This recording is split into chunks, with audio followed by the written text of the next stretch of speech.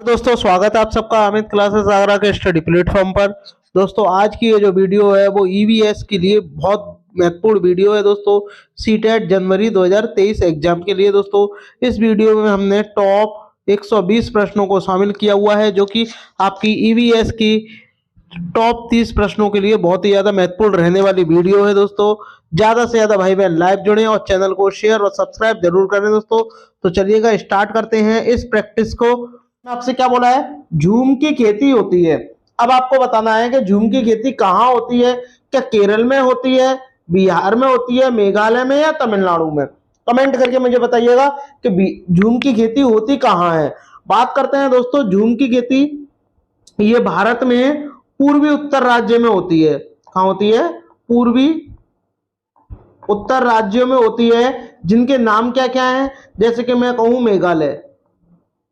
मेघालय दूसरा नाम क्या हो जाएगा इसका, बताइए? नागालैंड। नागालैंड। और एक आपका मणिपुर। ये इन तीन राज्यों में क्या होती है? झूम की खेती होती है दोस्तों। यह खेती एक अस्थायी खेती है दोस्तों। ठीक है, चलिएगा दोस्तों आगे बढ़ते हैं। हाँ, इसका राइट आंसर क्या हो जाएगा? ऑप्शन जो आपका सी है वो करेक्ट हो जाएगा दोस्तों। केरल में कौन सा राष्ट्रीय उद्यान है? शांत घाटी। शांत घाटी राष्ट्रीय उद्यान कहाँ है आपका? केरल में है दोस्तों। चलिएगा आगे बढ़ते हैं। नेक्स्ट बात करते हैं दोस्तों प्रश्न नंबर 2 की। देखिएगा आपसे प्रश्न नंबर 2 में क्या कहा गया है? पृथ्वी तल के नीचे के पिघले हुए पत्थर को क्या कहा जाता है? पृथ्वी का जो तल है उसके नीचे जो पत्थर जो पिघला हुआ होता है उसको क्या कहते हैं, ये आपको बताना है। बेसाल्ट कहते हैं, लोकोलिथ कहते हैं, लावा कहते हैं या मैग्मा कहते हैं? देखिए जब वो मैग्मा बाहर आ जाता है, जब मैग्मा बाहर आ जाता है तो आग्नेय चट्टानों का क्या होता है? निर्माण होता है।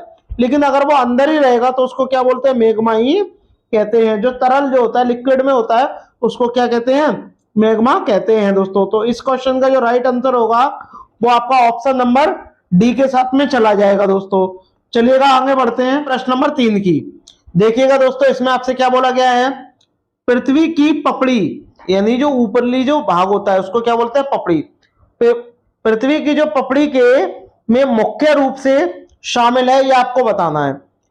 क्या बॉक्साइट है, मैग्नीज है, सिलिका है या आयरन है? बताइएगा। तो आपका राइट आंसर क्या हो जाएगा? सिलिका हो जाएगा। इसका संकेत क्या होता है? SI। इसका पूरा नाम क्या होता है दोस्तों? सिलिकॉन होता है, जिसको हम मिट्टी भी कहते हैं। बात करते हैं प्रश्न नंबर 4 की। देखो इसमें आपसे क्या बोला है? पृथ्वी की सबसे बाहरी परत को क्या कहा जाता है? बताइए। स्पीयर कहा जाता है, पपड़ी कहा जाता है, आवरण कहा जाता है या केंद्र कहा जाता है? अब ये भी मैंने आपको बताया, पपड़ी कहा जाता है। और ये किसकी बनी होती है? SI यानी सिलिकॉन की बनी होती है दोस्तों। बात करते हैं प्रश्न नंबर 5 की। पृथ्वी की पपड़ी में सबसे ज्यादा पाया जाने वाला धातु कौन सा है, ये आपको बताना है। जो सिलिकॉन की बनी होती है उसमें कौन सी धातु पाई जाती है, ये आपको कमेंट करके मुझे बताना है। बताइएगा पृथ्वी की पपड़ी में कौन सी धातु ज्यादा पाई जाती है? जिंक पाई जाती है, जिसे आप Zn कहते हो। तांबा यानी Cu होता है, एल्यूमिनियम Al होता है और लोहा आपका फेरिक यानी Fe होता है दोस्तों। तो बताइएगा पृथ्वी की जो पपड़ी होती है उसमें सर्वाधिक यानी ज्यादातर जो धातु पाई जाती है वो आपकी एल्यूमिनियम होती है दोस्तों। तो आपका राइट आंसर क्या हो जाएगा? आपका सी जो है वो करेक्ट हो जाएगा। देखिएगा इसमें आपसे क्या बोला है? जियोलाइट क्या है? बताइएगा। जियोलाइट है क्या है? जियोलाइट एक प्रकार की धातु होती है जो ज्वालामुखी पहाड़ से निकलने वाली चट्टानों को कदराओं में पाई जाती है, यानी ज्वालामुखी से जो चट्टानें निकलती हैं और वहां ये पाई जाती हैं दोस्तों। ठीक है, और ये क्या है ये आपको बताना है। ये क्या है? हाइड्रेट सोडियम एल्यूमिनेट सिलिकेट, यानी आपका ऑप्शन जो आपका बी है दोस्तों वो करेक्ट हो जाएगा। बात करते हैं प्रश्न नंबर 7 की। जब ग्रेफाइट चट्टानें रूपांतरित होती हैं तो उनमें से क्या बनता है? बताइएगा। जब ये रूपांतरित होंगी तो इनमें से क्या बनता है? बताइए। क्वार्टजाइट बनता है, नाइस बनता है, संगमरमर बनता है या आपका स्लेट बनता है? बताइए क्या बनता है? इसका क्या बनता है दोस्तों, नाइस बनता है दोस्तों। तो आपका ऑप्शन जो आपका बी है वो करेक्ट हो जाएगा। बात करते हैं दोस्तों प्रश्न नंबर 8 की। देखिएगा इसमें आपसे क्या बोला गया है, बहुत ही बढ़िया प्रश्न है। निम्नलिखित में से कौन सा आग्नेय शेल नहीं है, बताइए। ये क्वेश्चन मैं आपको पहले भी करा चुका हूं। अब आपको बताना है इनमें से कौन सा आग्नेय शेल नहीं है। कमेंट करके मुझे बताइएगा कौन सा आग्नेय शेल नहीं है, बताइए।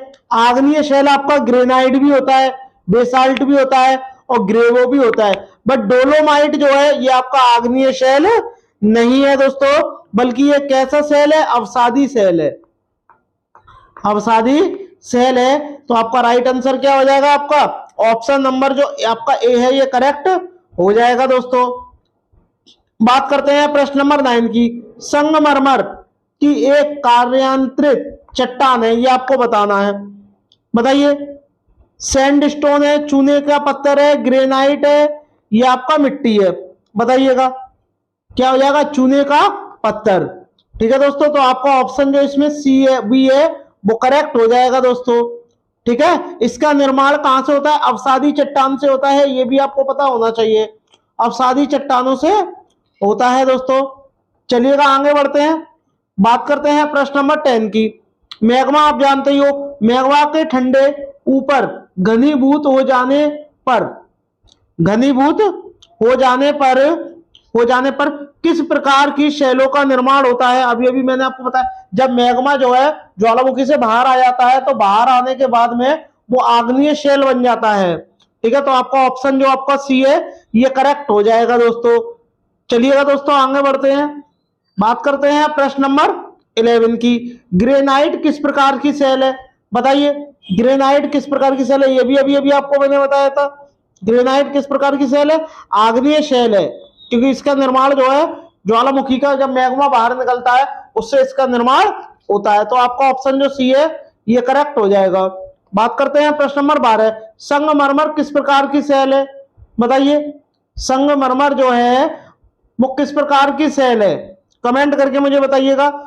अभी अभी आपको भी पढ़ाया था, कौन सी है, कार्यांतरित शेल है। तो आपका जो ऑप्शन जो आपका ए है वो करेक्ट हो जाएगा दोस्तों। बात करते हैं प्रश्न नंबर 13 की। इसमें आपसे क्या कहा गया है, इनमें से कौन सी अवसादी सेल है, बताइए। अवसादी सेल आपको बतानी है कि इनमें से कौन सी अवसादी सेल है, बताइए। देखिए सिलेट जो है आपकी कार्यांतरित शेल होती है, संगमरमर भी होती है और ग्रेनाइट, ये सारी क्या है, कार्यांतरित शेल है।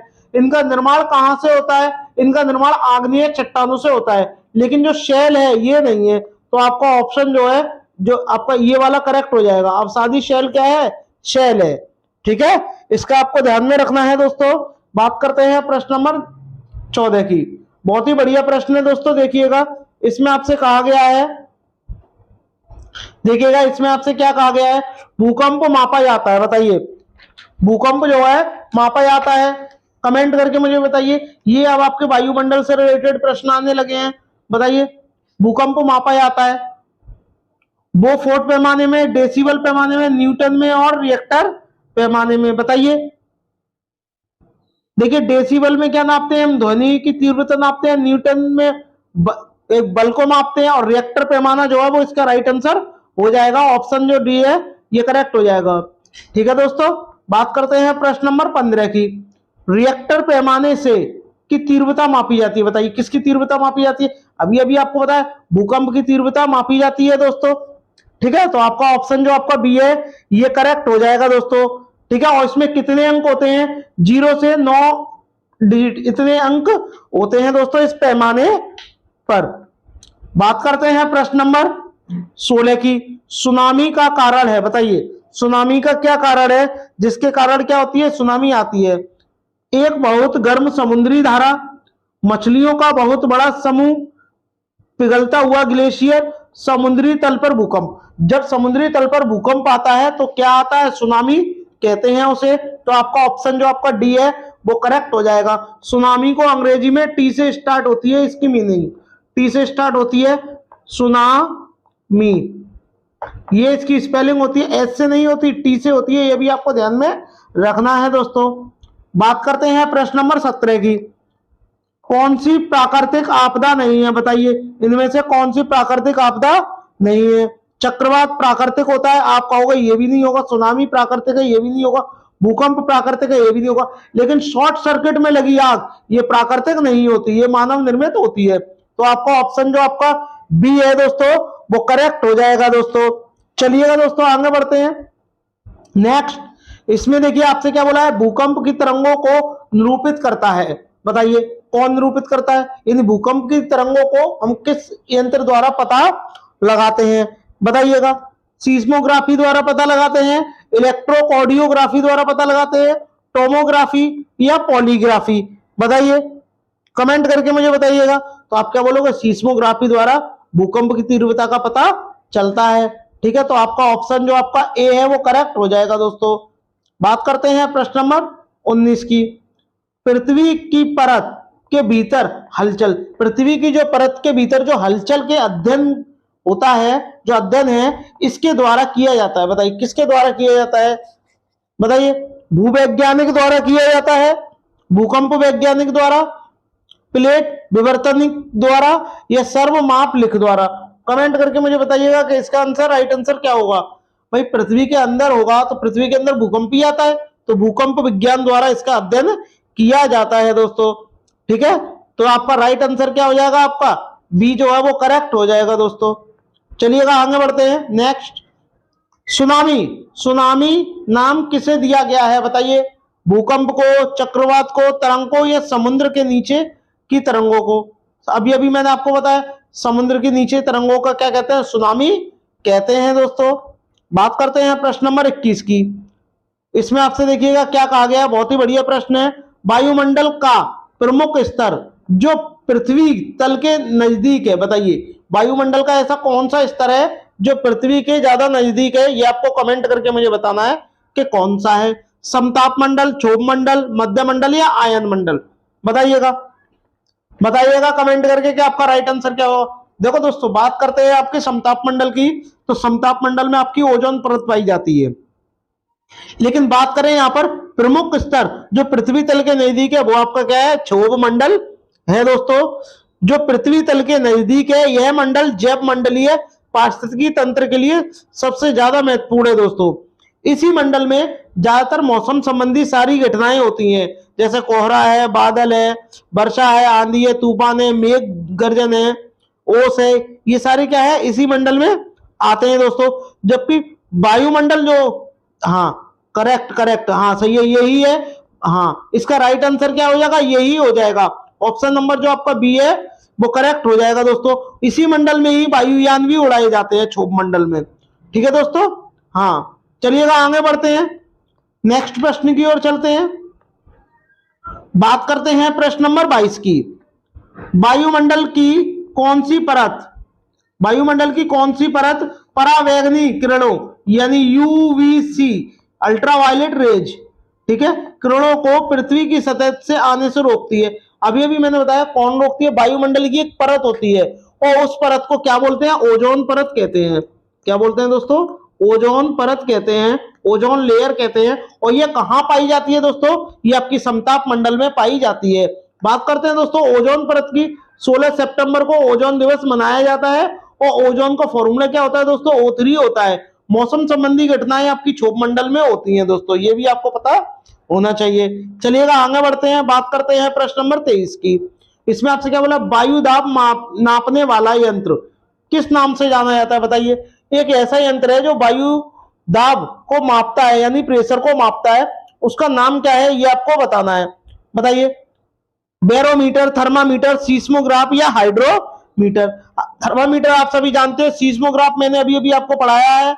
जबकि बात करें बैरोमीटर, ये वायु दाब को मापता है। ठीक है दोस्तों, तो आपका ऑप्शन जो आपका ए है वो करेक्ट हो जाएगा दोस्तों। बात करते हैं प्रश्न नंबर 24 की। देखिएगा इसमें आपसे क्या बोला, वायुमंडल में 99% भाग किन दो गैसों का विस्तार है? बताइए, किन दो गैसों का विस्तार है या मिश्रण है, ये भी हम कह सकते हैं। बताइए, वायुमंडल में दो गैसें पाई जाती हैं सर्वाधिक, कौन कौन सी? एक आपकी ऑक्सीजन और दूसरी आपकी नाइट्रोजन। ठीक है, इन दो गैसों का क्या है, ज्यादा विस्तार है, यानी इन जो गैस है ये ज्यादा मात्रा में पाई जाती हैं दोस्तों। तो ये भी आपको ध्यान में रखना है दोस्तों। चलिएगा दोस्तों आगे बढ़ते हैं। तो हाँ, इसका राइट आंसर क्या हो जाएगा, जो आपका ऑप्शन जो बी है वो करेक्ट हो जाएगा दोस्तों। बात करते हैं प्रश्न नंबर 25 की। पृथ्वी के वातावरण की सतह, पृथ्वी के वातावरण की किस सतह में ओजोन परत पाई जाती है, बताइए। अभी अभी मैंने आपको पढ़ाया था समताप मंडल में पाई जाती है, और समताप मंडल को क्या कहा जाता है बताइएगा कमेंट करके। ट्रोपोस्फीयर कहा जाता है, स्ट्रेटोस्फीयर कहा जाता है, मीसोस्फीयर कहा जाता है, या आइनोस्फीयर कहा जाता है, बताइएगा क्या कहा जाता है। स्ट्रेटोस्फीयर कहा जाता है, ठीक है। तो आपका ऑप्शन नंबर जो आपका बी है वो करेक्ट हो जाएगा। इसी को हम समताप मंडल कहते हैं, समताप मंडल कहते हैं दोस्तों। चलिएगा दोस्तों बात करते हैं प्रश्न नंबर 26 की। अधिकतर पेड़ पौधे पाए जाते हैं, बताइए अधिकतर पेड़ पौधे कहां पाए जाते हैं। स्थल मंडल पर पाए जाते हैं, जलमंडल पर, वायुमंडल पर, या प्रकाश मंडल पर। आप सब जानते हो स्थल मंडल पर पाए जाते हैं, तो आपका ऑप्शन जो आपका ए है वो करेक्ट हो जाएगा दोस्तों, ठीक है। चलिएगा आगे बढ़ते हैं, बात करते हैं प्रश्न नंबर 27 की। वायुमंडल में नाइट्रोजन गैस की प्रतिशत मात्रा कितनी है, बताइए। वायुमंडल में जो नाइट्रोजन गैस है ये कितनी प्रतिशत है, बताइए। 20.95% है, 78.09% है, 21% है, या 0.03% है, बताइएगा कमेंट करके। कमेंट करके मुझे बताए। तो वायुमंडल में जो नाइट्रोजन गैस है वो लगभग कितनी है आपकी, 78.09% जो है नाइट्रोजन गैस पाई जाती है, जबकि ऑक्सीजन की बात करें वो 21% पाई जाती है दोस्तों। तो आपका ऑप्शन जो आपका बी है वो करेक्ट हो जाएगा दोस्तों। चलिएगा आगे बढ़ते हैं, बात करते हैं प्रश्न नंबर 28 की। और प्रश्न नंबर देखो 28 में आपसे क्या कहा गया है, हवा का एक तीव्र भंवर जो समताप मंडल में बनता है, हवा का एक तीव्र जो समताप मंडल में बनता है, अंटार्कटिका के ऊपर छाया रहता है, उसे क्या कहते हैं, ध्रुवीय समतापीय मंडलीय बादल कहते हैं। गलत, ए और बी होगा ही नहीं, और ये होगा नहीं, क्या होता है, ध्रुवीय भवंडर कहते हैं। ये आपको ध्यान में रखना है दोस्तों। बात करते हैं प्रश्न नंबर 29 की। इसमें आपसे क्या बोला, वायुमंडल की सबसे निचली परत कहलाती है, बताइए वायुमंडल की सबसे निचली परत क्या कहलाती है। क्षोभ मंडल, समताप मंडल, आयन मंडल, या आपका ओजोन मंडल, बताइए वायुमंडल की सबसे निचली परत क्या कहलाती है। सब अभी मैं आपको पढ़ा चुका हूं, सबसे निचली परत कौन सी है, क्षोभ मंडल है। मौसम संबंधी सभी घटनाएं इसी में होती हैं।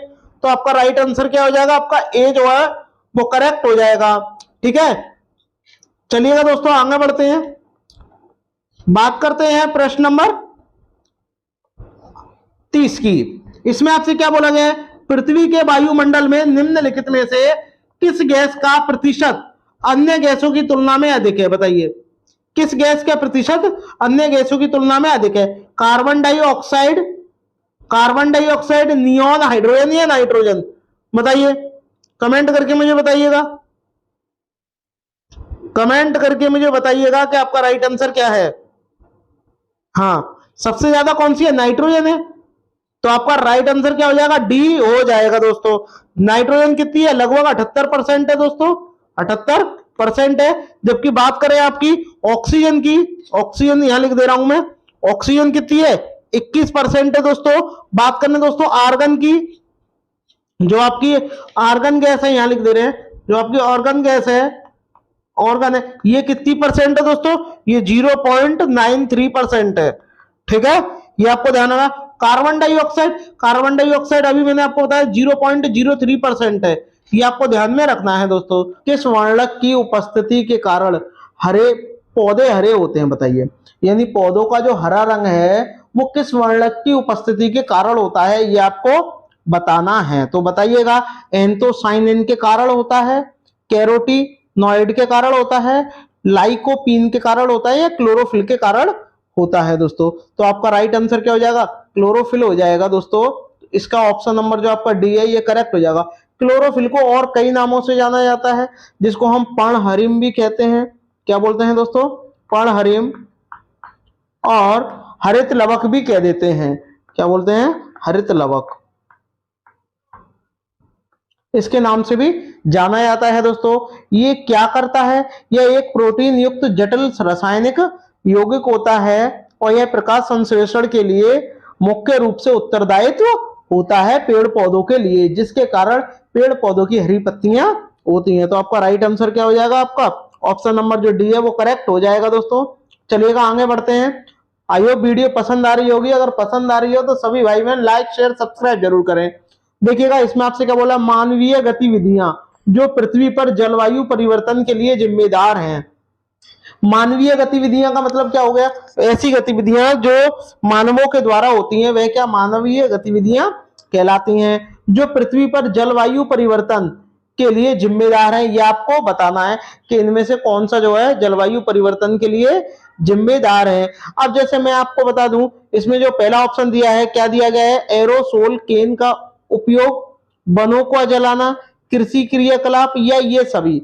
बताइएगा आपका राइट आंसर क्या होगा, तो आप बोलोगे क्या हो जाएगा, राइट आंसर आपका डी हो जाएगा। एरोसोल केन का प्रयोग, ये केमिकल होता है, इसका प्रयोग करना, वनों को जलाना और कृषि के क्रियाकलापों से क्या है हस्तक्षेप करना, तो ये भी क्या है जलवायु परिवर्तन का एक उदाहरण है और जलवायु परिवर्तन के लिए जिम्मेदार है मानवीय गतिविधियां। तो आपका ऑप्शन जो आपका डी है दोस्तों ये करेक्ट हो जाएगा दोस्तों। चलिएगा आगे बढ़ते हैं, बात करते हैं प्रश्न नंबर 3 की। बहुत ही ज्यादा इंपॉर्टेंट प्रश्न है, इसको आपको सिर्फ एक वर्ड आपको देखना है इसमें, ठीक है। यूफोर्बिएसी फैमिली की कौन सी फसल बायोडीजल, अब बायोडीजल आ गया तुरंत आपको जेट्रोफा लगा देना है और कुछ नहीं करना है, उत्पन्न के लिए जानी जाती है, जेट्रोफा उत्पन्न के लिए जानी जाती है। कॉपर लीफ होगा नहीं, ठीक है दोस्तों, कैंडल नट ट्री होगा नहीं, सर्पगंधा होगा नहीं। तो आपका ऑप्शन जो आपका बी है दोस्तों वो करेक्ट हो जाएगा दोस्तों। बात करते हैं प्रश्न नंबर 4 की। बहुत ही बढ़िया प्रश्न है, जड़ी बूटियों की रानी, यानी इनमें से 4 ऑप्शन दिए गए हैं, चारों में से एक जो है वो जड़ी बूटियों की रानी है, भारत की सबसे पवित्र जड़ी बूटी है। इस औषधि पौधे का हिंदू धर्म में महत्व बहुत ज्यादा है। इसका वानस्पतिक नाम ओसिमम सेक्टम है, यानी इसका वनस्पति जो नाम है वो क्या है, ओसिमम सेक्टम है। इसको सामान्यतः किस नाम से जाना जाता है ये आपको बताना है, तो बताइएगा कमेंट करके कि इसको सामान्यतः इस नाम से जाना जाता है। बताइए अजवाइन का फूल, अजवाइन की आपके पूजा करते हो, नहीं करते हो, रोजमेरी की करते नहीं हो, धनिया की करते नहीं हो, क्या तुलसी माता की आप पूजा नहीं करते हो, ज्यादातर सबके घरों के आंगन में क्या तुलसी माता का पेड़ लगाया भी जाता है। तो आपका ऑप्शन जो आपका बी है दोस्तों ये करेक्ट हो जाएगा दोस्तों। अब शहरों में तो खैर नहीं है लेकिन गांव में अब भी लगता है।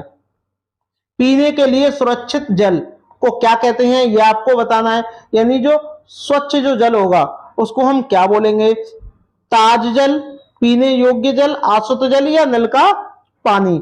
बताइए क्या बोलेंगे, तो आपका राइट आंसर क्या हो जाएगा, पीने योग्य पानी बोलेंगे, यानी जो आपका ऑप्शन नंबर जो आपका बी है ये करेक्ट हो जाएगा दोस्तों। और दोस्तों एक बात बता दें कि जल का आपका केमिकल फॉर्मूला क्या होता है, H2O, क्या होता है, H2O होता है दोस्तों। चलिएगा आगे बढ़ते हैं, बात करते हैं प्रश्न नंबर 6 की।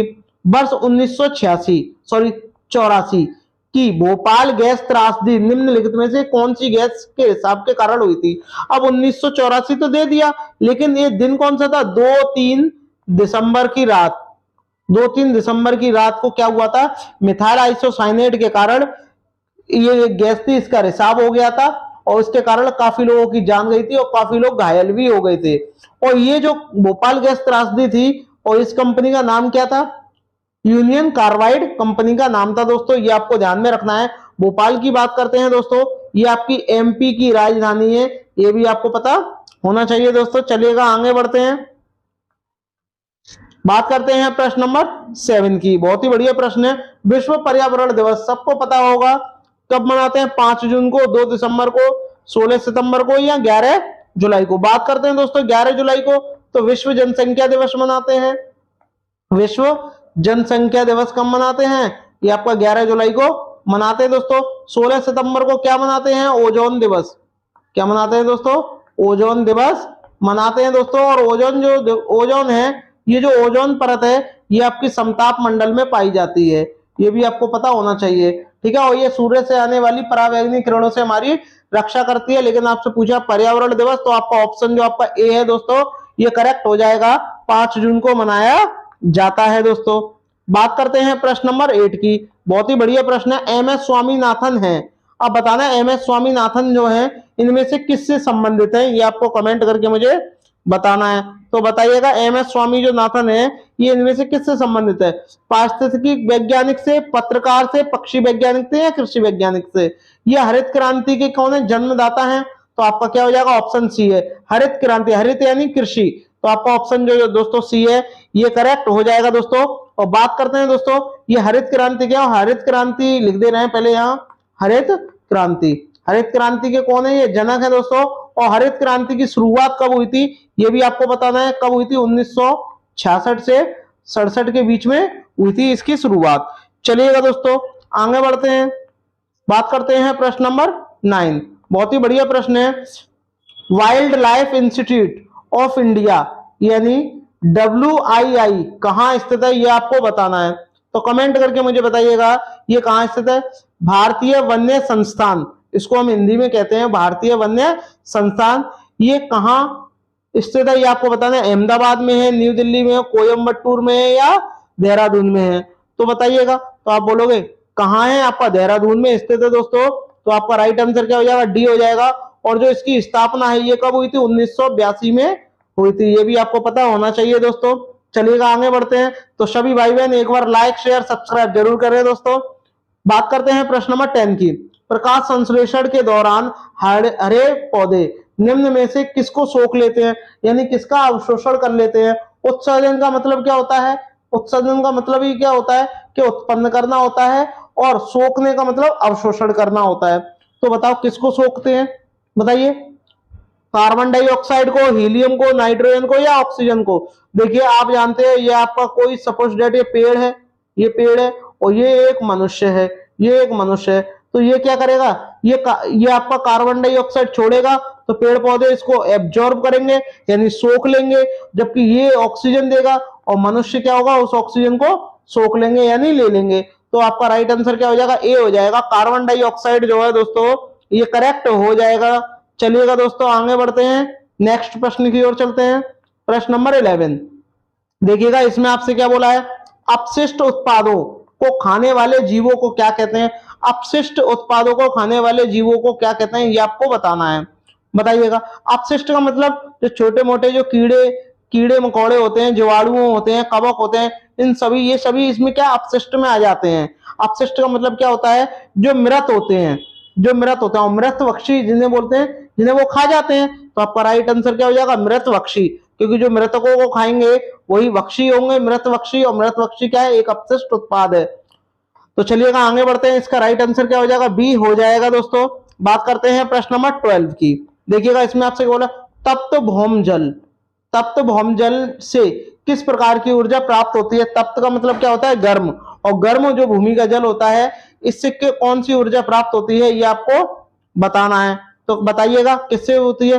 भूतापीय ऊर्जा, जल विद्युत ऊर्जा, सौर ऊर्जा, नाभिकीय ऊर्जा। देखिए नाभिकीय ऊर्जा होगा नहीं, सौर ऊर्जा सूर्य से प्राप्त होती है। और जो जल से ऊर्जा बनाई जाती है वो विद्युत ऊर्जा होती है, लेकिन विद्युत की कोई बात ही नहीं कही है। तो क्या हो जाएगा? भूतापीय ऊर्जा। चलिएगा दोस्तों आगे बढ़ते हैं, बात करते हैं दोस्तों प्रश्न नंबर 13 की। इसमें बोला 16 घास स्थल जो है वो कहां पाए जाते हैं ये आपको बताना है। जो आपके 16 घास स्थल हैं ये कहां पाए जाते हैं? तो कमेंट करके मुझे बताइएगा कहां पाए जाते हैं। हिमालय में पाए जाते हैं, पश्चिमी घाट पे, पूर्वी घाट पे या विंध्याचल पर्वत की तरफ पाए जाते हैं? तो हिमालय की बात करते हैं दोस्तों। हिमालय की यानी माउंट एवरेस्ट की। माउंट एवरेस्ट की ऊंचाई कितनी है? 8,848 मीटर है। और हाँ दोस्तों एक बात और, ये कहाँ स्थित है? ये नेपाल में स्थित है और नेपाल में इसको सागर माता कहते हैं। जबकि बात करें 16 घास के मैदान, ये आपके कहाँ है? पश्चिमी घाट की तरफ स्थित है, यानी पश्चिमी घाट की तरफ पाए जाते हैं दोस्तों। तो आपका ऑप्शन नंबर जो आपका बी है वो करेक्ट हो जाएगा दोस्तों। बात करते हैं प्रश्न नंबर 14। भारत में पेलिकन पक्षी कहां प्रजनन करते हैं? भारत में जो पेलिकन पक्षी है ये कहां प्रजनन करते हैं ये आपको बताना है। कमेंट करके मुझे बताइएगा कि ये जो प्रजनन करते हैं ये कहां करते हैं, बताइए। कोई कार्य बेलूर में करते हैं, नेयल आपटू में करते हैं या कुंथन कुलम में करते हैं, ये सभी। तो आपको ये ध्यान में रखने पड़ेंगे दोस्तों। इसका क्या हो जाएगा? डी हो जाएगा। इन सभी क्या है? इन सभी जगह पर ये क्या करते हैं? प्रजनन करते हैं दोस्तों। और निवास भी यहीं करते हैं। बात करते हैं दोस्तों प्रश्न नंबर 15 की। देखिएगा इसमें आपसे क्या बोला, बहुत ही बढ़िया प्रश्न है। मिनी माता रोग ऐसी मछली खाने से होता है जिसमें अधिक मात्रा में क्या पाया जाता है? मिनी माता रोग मछलियों से होता है, लेकिन मछलियों में क्या पाया जाता है सबसे ज्यादा, जिससे क्या हो जाता है, ये रोग हो जाता है मिनी माता? तो बताइए। और ये सबसे पहले रोग कहाँ देखा गया था? जापान में देखा गया था। जापान में एक स्थान है मिनी माता, वहां पर ये सबसे ज्यादा इसके पेशेंट देखे गए थे, इसीलिए वहां उसी के जहां पर पहली बार पाए जाते उस वहीं पर क्या है, इसका नाम रख दिया मिनी माता। तो बताइए आप कि इसका जो राइट आंसर क्या हो जाएगा? तो आप बोलोगे मछली में ज्यादातर क्या पाया जाएगा? HG होगा। तो ये क्या हो जाएगा? HG की अधिकता के कारण मिनी माता रोग हो जाएगा। और HG क्या है? पारा। क्या है दोस्तों? पारा है दोस्तों। इसका दूसरा नाम क्या है? मरकरी। ये भी आपको ध्यान में रखना है दोस्तों, मरकरी। मैं अच्छी तरीके से लिख दे रहा हूं, क्या हो जाएगा? मरकरी। चलिएगा दोस्तों आगे बढ़ते हैं, बात करते हैं प्रश्न नंबर 16 की। बहुत ही बढ़िया प्रश्न है दोस्तों, ये आपको बताना है। ओजोन परत, ओजोन परत कहां पाई जाती है? तुरंत आपको पता होना चाहिए, समताप मंडल में पाई जाती है। ठीक है दोस्तों। अधिकता हादसा, हादसे का मतलब क्या होता है? कमी। कमी का मतलब नुकसान में किस पर हुआ है बताइए? क्या भूमध्य रेखा पर हुआ है, उत्तरी ध्रुव पर हुआ है, दक्षिणी ध्रुव पर हुआ है, या आपका इनमें से कोई नहीं? तो कमेंट करके मुझे बताइएगा कि सबसे ज्यादा जो आपका हादसे है ये कहां हुआ है? ओजोन परत का। कमेंट करके मुझे बताइएगा कि ओजोन परत का हादसे का सबसे ज्यादा कहां हुआ है। बात करते हैं ओजोन दिवस की दोस्तों। ओजोन दिवस जो है आपका 16 सितंबर को मनाया जाता है, और इसका राइट आंसर क्या हो जाएगा? दक्षिणी ध्रुव पर क्या है सबसे ज्यादा नुकसान हुआ है दोस्तों। चलिएगा आगे बढ़ते हैं, बात करते हैं प्रश्न नंबर 17। देखिएगा बहुत ही बढ़िया प्रश्न है दोस्तों, कई बार एग्जाम में आया हुआ भी है। इसमें आपसे क्या बोला गया है? इनमें से कौन भारत का प्रथम मुख्य न्यायाधीश था? ये आपको बताना है। यानी इनमें से कौन सा भारत का प्रमुख मुख्य न्यायाधीश था, ये आपको बताना है। हीरालाल जे कानिया, एम पतंजलि शास्त्री, मेयर मेहर चंद महाजन, या SR दास? ये आपको कमेंट करके बताना है। भारत का प्रथम मुख्य न्यायाधीश आपको बताना है कि इनमें से कौन था, और ये आपको बताना है कि इनका कार्यकाल कब से कब तक रहा था, ये भी आपको बताना है। तो बताइएगा इनका कार्यकाल कब तक रहा गया था और ये कहां पर कार्यरत थे। तो बात करते हैं दोस्तों, इसका राइट आंसर क्या हो जाएगा? ए हो जाएगा। ये कहां पर कार्यरत थे? मुंबई में। कहां पर थे दोस्तों? मुंबई में थे। और इनका कार्यकाल कितना था? 26 जनवरी 26 जनवरी 26 जनवरी 1950 से 6 जनवरी 6 जनवरी नहीं, नवंबर 6 नवंबर 1951 तक क्या है इनका कार्यकाल था दोस्तों। ये आपको पता होना चाहिए दोस्तों। चलिएगा आगे बढ़ते हैं दोस्तों नेक्स्ट प्रश्न की ओर। बात करते हैं प्रश्न नंबर 18। प्रश्न नंबर 18 में क्या बोला गया है? देखिएगा कमेंट करके मुझे बताइएगा कि इसका राइट आंसर क्या होगा। बहुत ही बढ़िया प्रश्न है। रेड डाटा बुक किससे संबंधित है, ये आपको बताना है। विलुप्त के करीब जीव से, नदियों के प्रदूषण से, घटता भूगर्भ जल स्तर से, या वायु प्रदूषण से? रेड डाटा बुक की बात करते हैं दोस्तों, तो रेड डाटा बुक को कौन जारी करता है? सबसे पहले आपको यह पता होना चाहिए, IUCN जारी करता है दोस्तों। तो आपको यह पता होना चाहिए कि इसकी फुल फॉर्म क्या होती है। इसकी फुल फॉर्म होती है international union for conservation of nature, जो है इसकी फुल फॉर्म है दोस्तों। और ये जो है क्या जारी करता है? विलुप्त के करीब हो रहे जीवों की सूची जारी करता है दोस्तों। और इसी का नाम क्या है? रेड डाटा बुक के नाम से इसे जाना जाता है दोस्तों। चलिएगा दोस्तों आगे बढ़ते हैं नेक्स्ट प्रश्न की ओर। बात करते हैं प्रश्न नंबर 19। इसमें आपसे क्या बोला है? इनमें से कौन वर्तमान राष्ट्रीय महिला आयोग की अध्यक्ष है? यानी ये 4 आपको ऑप्शन दिए गए हैं, इनमें से आपको बताना है कि इनमें से कौन जो है वर्तमान राष्ट्रीय महिला आयोग की अध्यक्ष है। मालिनी भट्टाचार्य, गिरिजा व्यास, रेखा शर्मा, यास्मीन अबरार? बताइएगा कमेंट करके कि इनमें से कौन है राष्ट्रीय महिला आयोग की अध्यक्ष, ये आपको बताना है वर्तमान में। तो कमेंट करके मुझे बताइएगा कि ये कौन है, कमेंट करके मुझे बताइएगा। और ये इनकी जो कब से बनी हुई है ये भी आपको कमेंट करके बताना है। तो आपका क्या हो जाएगा? राइट आंसर क्या हो जाएगा? सी हो जाएगा, रेखा शर्मा। और ये कब से बनी है? 7 अगस्त 2018 से क्या है ये बनी हुई है दोस्तों। चलिएगा आगे बढ़ते हैं, बात करते हैं प्रश्न नंबर 20 की। इसमें क्या बोला है, लोकसभा राज्यसभा, लोकसभा राज्यसभा की संयुक्त बैठक किसके द्वारा आहूत की जाती है? बताइए, लोकसभा और राज्यसभा की जो बैठक है किसके द्वारा बुलाई जाती है या आहूत की जाती है, ये आपको बताना है। बताइएगा कमेंट करके। ऑप्शन है संसद के द्वारा, राष्ट्रपति के द्वारा, लोकसभा अध्यक्ष के द्वारा, राज्यसभा का सभापति द्वारा। तो बताइएगा, बताइएगा कमेंट करके कि आपका राइट आंसर क्या होगा। राइट आंसर मुझे बताइए कि आपका राइट आंसर इसमें से क्या होगा। कमेंट करके मुझे बताइए कि इसकी जो बैठक है ये कौन आहुति करता है। इसका मुझे आप लोग कमेंट करके मुझे आंसर दीजिए। कमेंट करके, क्या संसद करता है, राष्ट्रपति करता है? आपको मैं एक बात बता दूं कि राष्ट्रपति ये बताओ, जो राष्ट्रपति होता है, राष्ट्रपति को भारत का प्रथम नागरिक कहा जाता है, ये आपको ध्यान में रखना है। और यही क्या हो जाएगा, इसका राइट आंसर हो जाएगा दोस्तों। ठीक है, चलिएगा दोस्तों आगे बढ़ते हैं नेक्स्ट प्रश्न की ओर।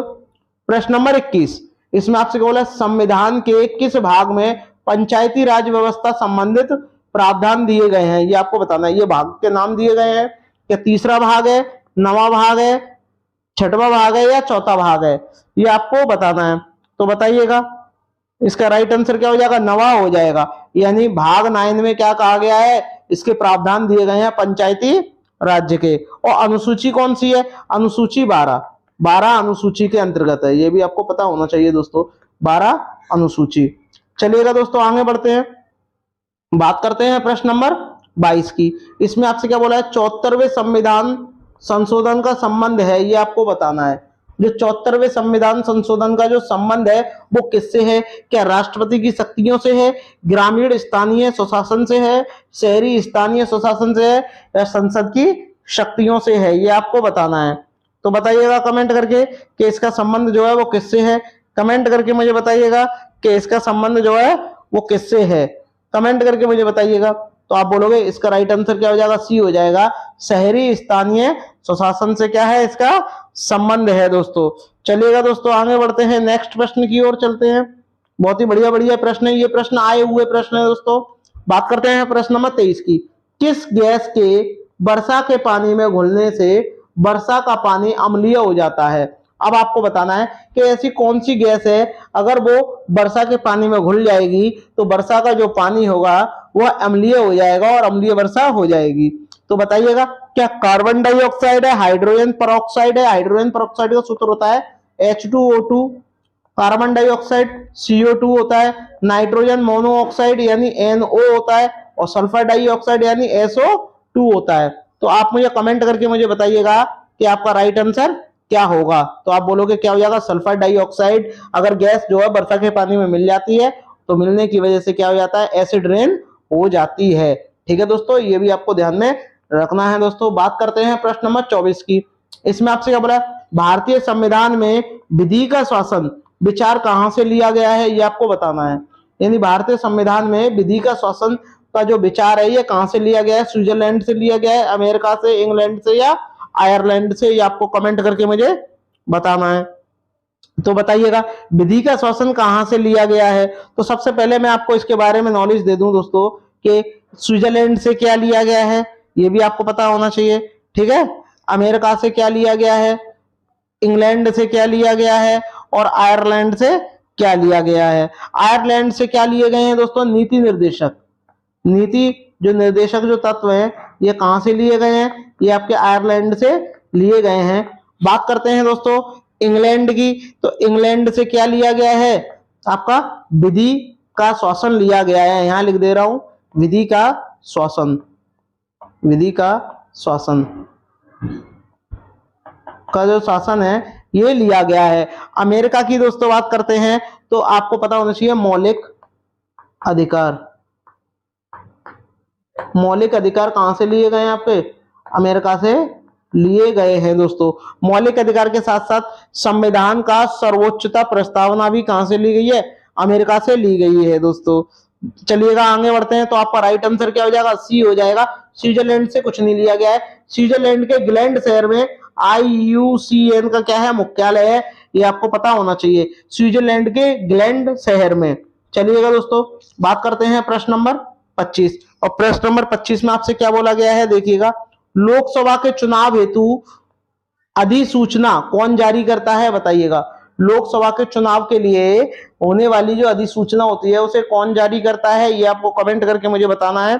कौन करता है? गृह मंत्रालय करता है, भारत का निर्वाचन आयोग करता है, राष्ट्रपति या लोकसभा का सचिवालय। देखिए, चुनाव की बात हो रही है तो निर्वाचन ही आयोग करेगा, तो आपका ऑप्शन जो बी है वो करेक्ट हो जाएगा दोस्तों। चलिएगा दोस्तों, आगे बढ़ते हैं दोस्तों, बात करते हैं प्रश्न नंबर 26 की। देखिएगा, इसमें आपसे क्या बोला गया है, लोकसभा के कार्यवाही के प्रथम घंटे को क्या कहा जाता है, यानी लोकसभा पे जब कार्यवाही होती है तो उसका जो पहला घंटा लगता है उसको क्या बोलते हैं, बताइएगा कमेंट करके मुझे बताइएगा। क्या शून्यकाल बोलते हैं, शून्यकाल बोलते हैं, सार्वजनिक काल बोलते हैं, विशेषाधिकार काल बोलते हैं, या प्रश्नकाल बोलते हैं, बताइएगा।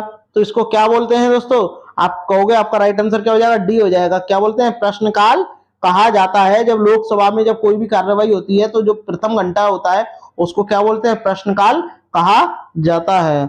बात करते हैं प्रश्न नंबर 27 की। इसमें क्या बोला है, वर्षा जल संग्रहण क्या है, ये आपको बताना है। यानी वर्षा जल जो संग्रहण है ये क्या है, बताइएगा कमेंट करके। पानी का वितरण है, प्रयुक्त जल का संग्रह एवं भंडारण है, वर्षा का जमाव एवं भंडारण है, उपरोक्त में से कोई नहीं। देखिए, वर्षा का जल संग्रहण, संग्रहण का मतलब ही क्या होता है, इकट्ठा करना, और इकट्ठा करने का मतलब ही क्या हो गया, भंडारण हो गया। तो आपका राइट आंसर क्या हो जाएगा, वर्षा जल का जमाव एवं भंडारण हो जाएगा, यानी ऑप्शन जो सी है वो करेक्ट हो जाएगा। यहाँ पे भी भंडारण हो रहा है लेकिन यहाँ जल का हो रहा है, बात हो रही है वर्षा के जल की, इसीलिए ऑप्शन जो आपका सी है ये करेक्ट हो जाएगा दोस्तों। बात करते हैं प्रश्न नंबर 28 की। देखिएगा, इसमें आपसे बोला भारतीय गैंडा कहाँ कहाँ जो है संरक्षित है, ये आपको बताना है। तो कमेंट करके मुझे बताइएगा कि भारतीय जो गैंडा है ये कहाँ संरक्षित है। बांदीपुर नेशनल पार्क में, बांदीपुर नेशनल पार्क में, बताइएगा। कॉर्बेट नेशनल पार्क में, कॉर्बेट नेशनल पार्क में, या काजीरंगा नेशनल पार्क में, या गिर नेशनल पार्क में। तो कमेंट करके मुझे बताइएगा। देखिए, मैं आपको बता दूं, जो आपका गिर है, ये गिर जो है ये कहाँ है, आपका गुजरात में है दोस्तों। कहाँ है? गुजरात में है दोस्तों। और ये एशियाई शेरों के लिए प्रसिद्ध है, ठीक है, एशियाई शेरों के लिए प्रसिद्ध है। काजीरंगा जो है आपका राइट आंसर हो जाएगा, एक सींग के गैंडे के लिए प्रसिद्ध है दोस्तों। और ये कहाँ है, आपका असम में स्थित है। कहाँ है दोस्तों? असम में स्थित है। बात करते हैं जिम कॉर्बेट की। ये आपका यूके यानी उत्तराखंड में स्थित है, और ये उत्तराखंड में तो स्थित है लेकिन ये किसके लिए जाना जाता है ये भी आपको बताना है। बताइए, ये उत्तराखंड में है, किसके लिए जाना जाता है? पांडा के लिए, पांडा के लिए जाना जाता है और हाथी के लिए जाना जाता है दोस्तों। तो आपका राइट आंसर क्या हो जाएगा, आपका सी जो है वो करेक्ट हो जाएगा दोस्तों। चलिएगा, आगे बढ़ते हैं, बात करते हैं प्रश्न नंबर 29 की। प्रश्न नंबर 29 में क्या बोला, निम्न में से कौन सा क्रम पारिस्थितिकी तंत्र में ऊर्जा प्रवाह का संबंध सही है। अब आपको सही संबंध आपको बताना है, तो आप बताइएगा इसमें से सही संबंध कौन सा है, बताइएगा। यानी ऊर्जा का प्रवाह जो है का जो संबंध है, ऊर्जा का प्रवाह संबंध ये किसने दिया था, ये भी आपको बताना है। बताइए किसने दिया था, ये आप मुझे कमेंट करके मुझे बताइएगा।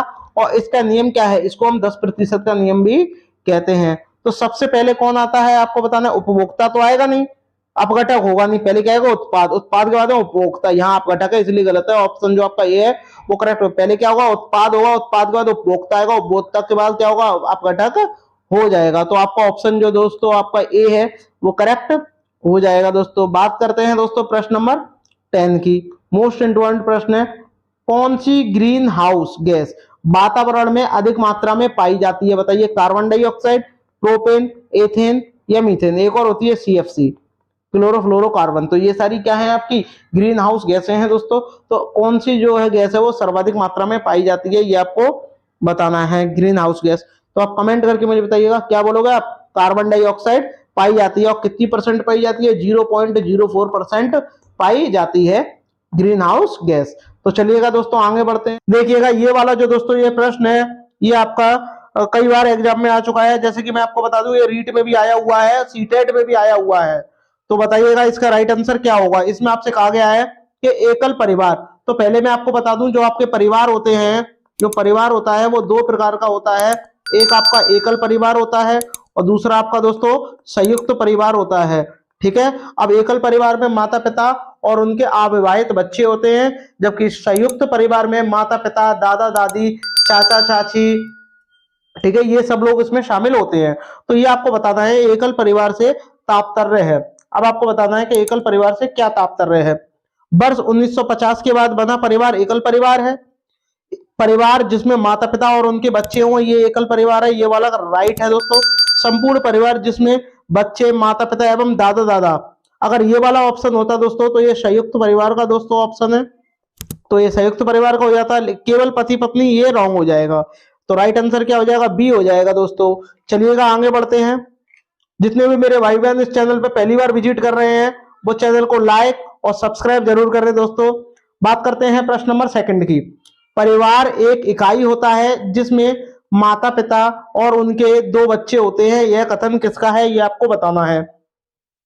ठीक है, सत्य है, क्योंकि सभी भारतीय परिवार इसी प्रकार के होते हैं। बताइएगा ये वाला राइट है क्या, आप बोलोगे ये भी नहीं है। सत्य नहीं है, क्योंकि इस कथन में यह स्पष्ट करना चाहिए कि बच्चे जैविक हैं, बच्चे तो जैविक होते ही हैं, तो ये भी रॉन्ग हो गया। सत्य नहीं है, क्योंकि परिवार कई प्रकार के होते हैं, ये वाली बात ठीक है। तथा परिवार का केवल एक ही प्रकार में वर्गीकृत नहीं किया जा सकता, परिवार को एक ही रूप में, एक ही प्रकार का वर्गीकृत नहीं किया जा सकता, परिवार जो है वो कई प्रकार के होते हैं, तो ये वाला राइट हो जाएगा। सत्य है, क्योंकि यह किसी आदर्श परिवार, ये रॉन्ग हो जाएगा दोस्तों। आपका राइट आंसर क्या हो जाएगा, सी हो जाएगा दोस्तों। वही बात करते हैं दोस्तों प्रश्न नंबर थर्ड की। चलिए ज्यादा से ज्यादा भाई बहन इसका जवाब दीजिए कि इसका राइट आंसर क्या होगा, कमेंट करके मुझे आंसर बताइएगा। बच्चों का सामाजिकरण का पहला पाठ कहां से प्राप्त करता है, ये आपको बताना है कि बच्चा जो होता है वो सामाजिकरण का पहला जो पाठ होता है वो कहां से प्राप्त करता है या होता है, ये आपको बताना है। तो बताइएगा कहां से होता है, परिवार से होता है, विद्यालय से होता है, सांस्कृतिक केंद्र से होता है या धार्मिक केंद्र से होता है। तो परिवार जो है वो समाज के बारे में जो भी सब सीखता है वो कहां से सीखता है, वो आपका परिवार से सीखता है दोस्तों। और पहली शिक्षिका कौन होती है दोस्तों, उसकी मां होती है, ये भी आपको पता होना चाहिए।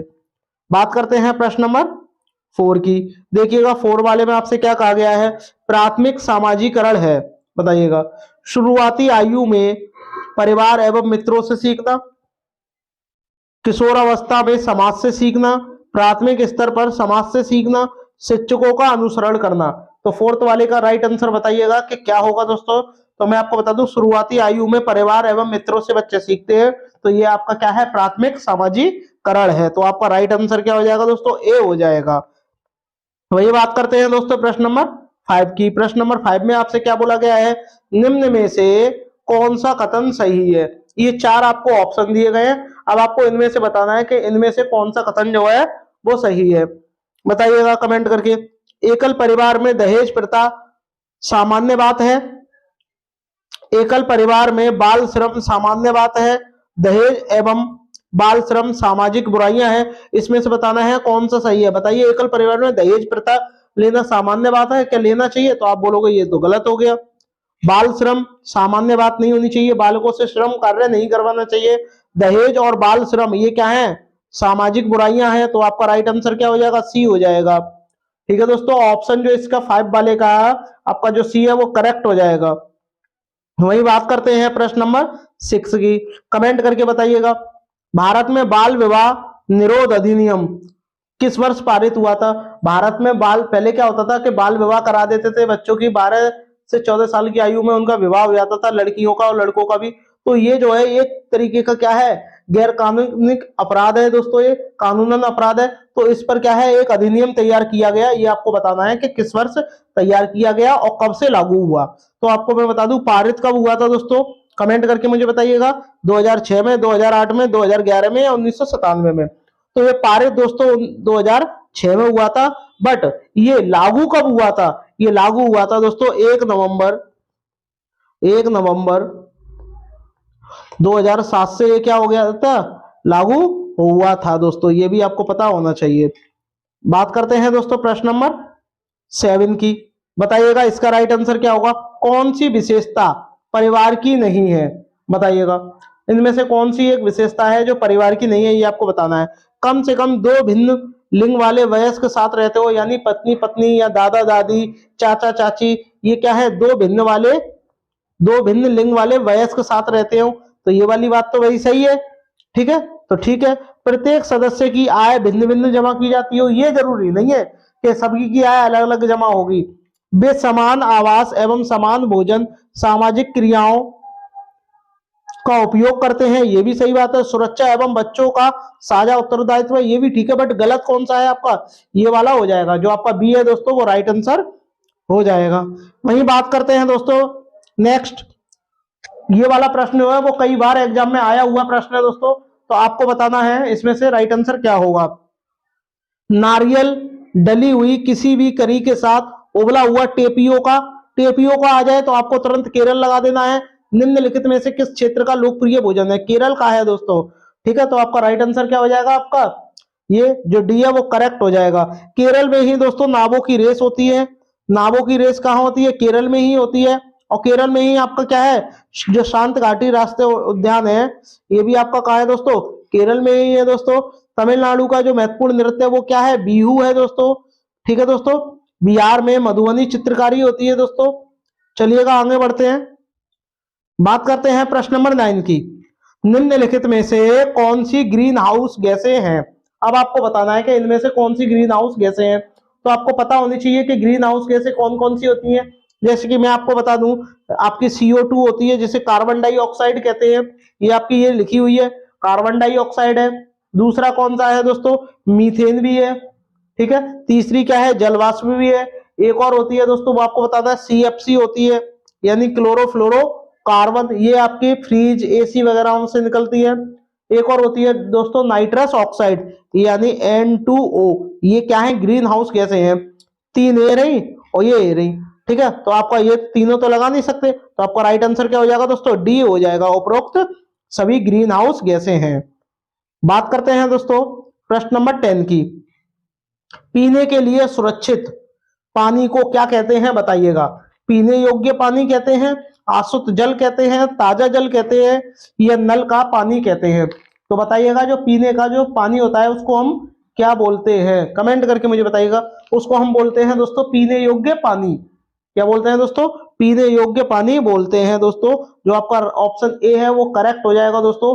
पीने के लिए सुरक्षित पानी को पीने योग्य पानी कहते हैं। हाँ, हमारी पृथ्वी पर 0.65% पानी जो है वो पीने के योग्य है। 0.65 जो परसेंट है, इतना परसेंट पीने के योग्य पानी है, ये भी आपको ध्यान में रखना है दोस्तों। बात करते हैं प्रश्न नंबर 11 की। मिनी माता रोग ऐसी मछली खाने से होता है जिसमें अधिक मात्रा में पाया जाता है। अब आपको बताना है कि अधिक मात्रा में क्या पाया जाता है मछली के अंदर जिससे मिनी माता रोग हो जाता है। तो बताइएगा 11 का राइट आंसर क्या होगा दोस्तों, बताइएगा। क्या आर्सेनिक होगा, पारा होगा, कैडमियम होगा, या उपरोक्त सभी होगा।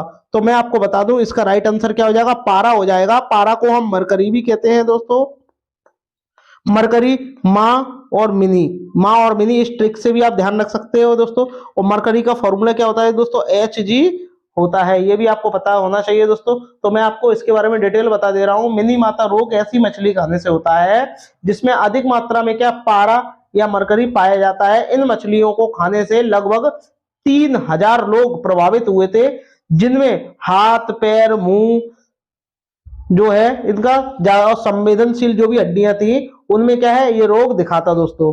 ठीक है, और ये सबसे पहले कहां दिखाता दोस्तों, ये जापान में दिखाता है। और जापान में किस जगह, एक मिनी माता एक जगह है, वहां ये रोग सबसे पहले देखा गया था, और उसी जगह के नाम पे ही इस रोग का नाम रख दिया मिनी माता रोग। ठीक है दोस्तों, बात करते हैं प्रश्न नंबर 12 की।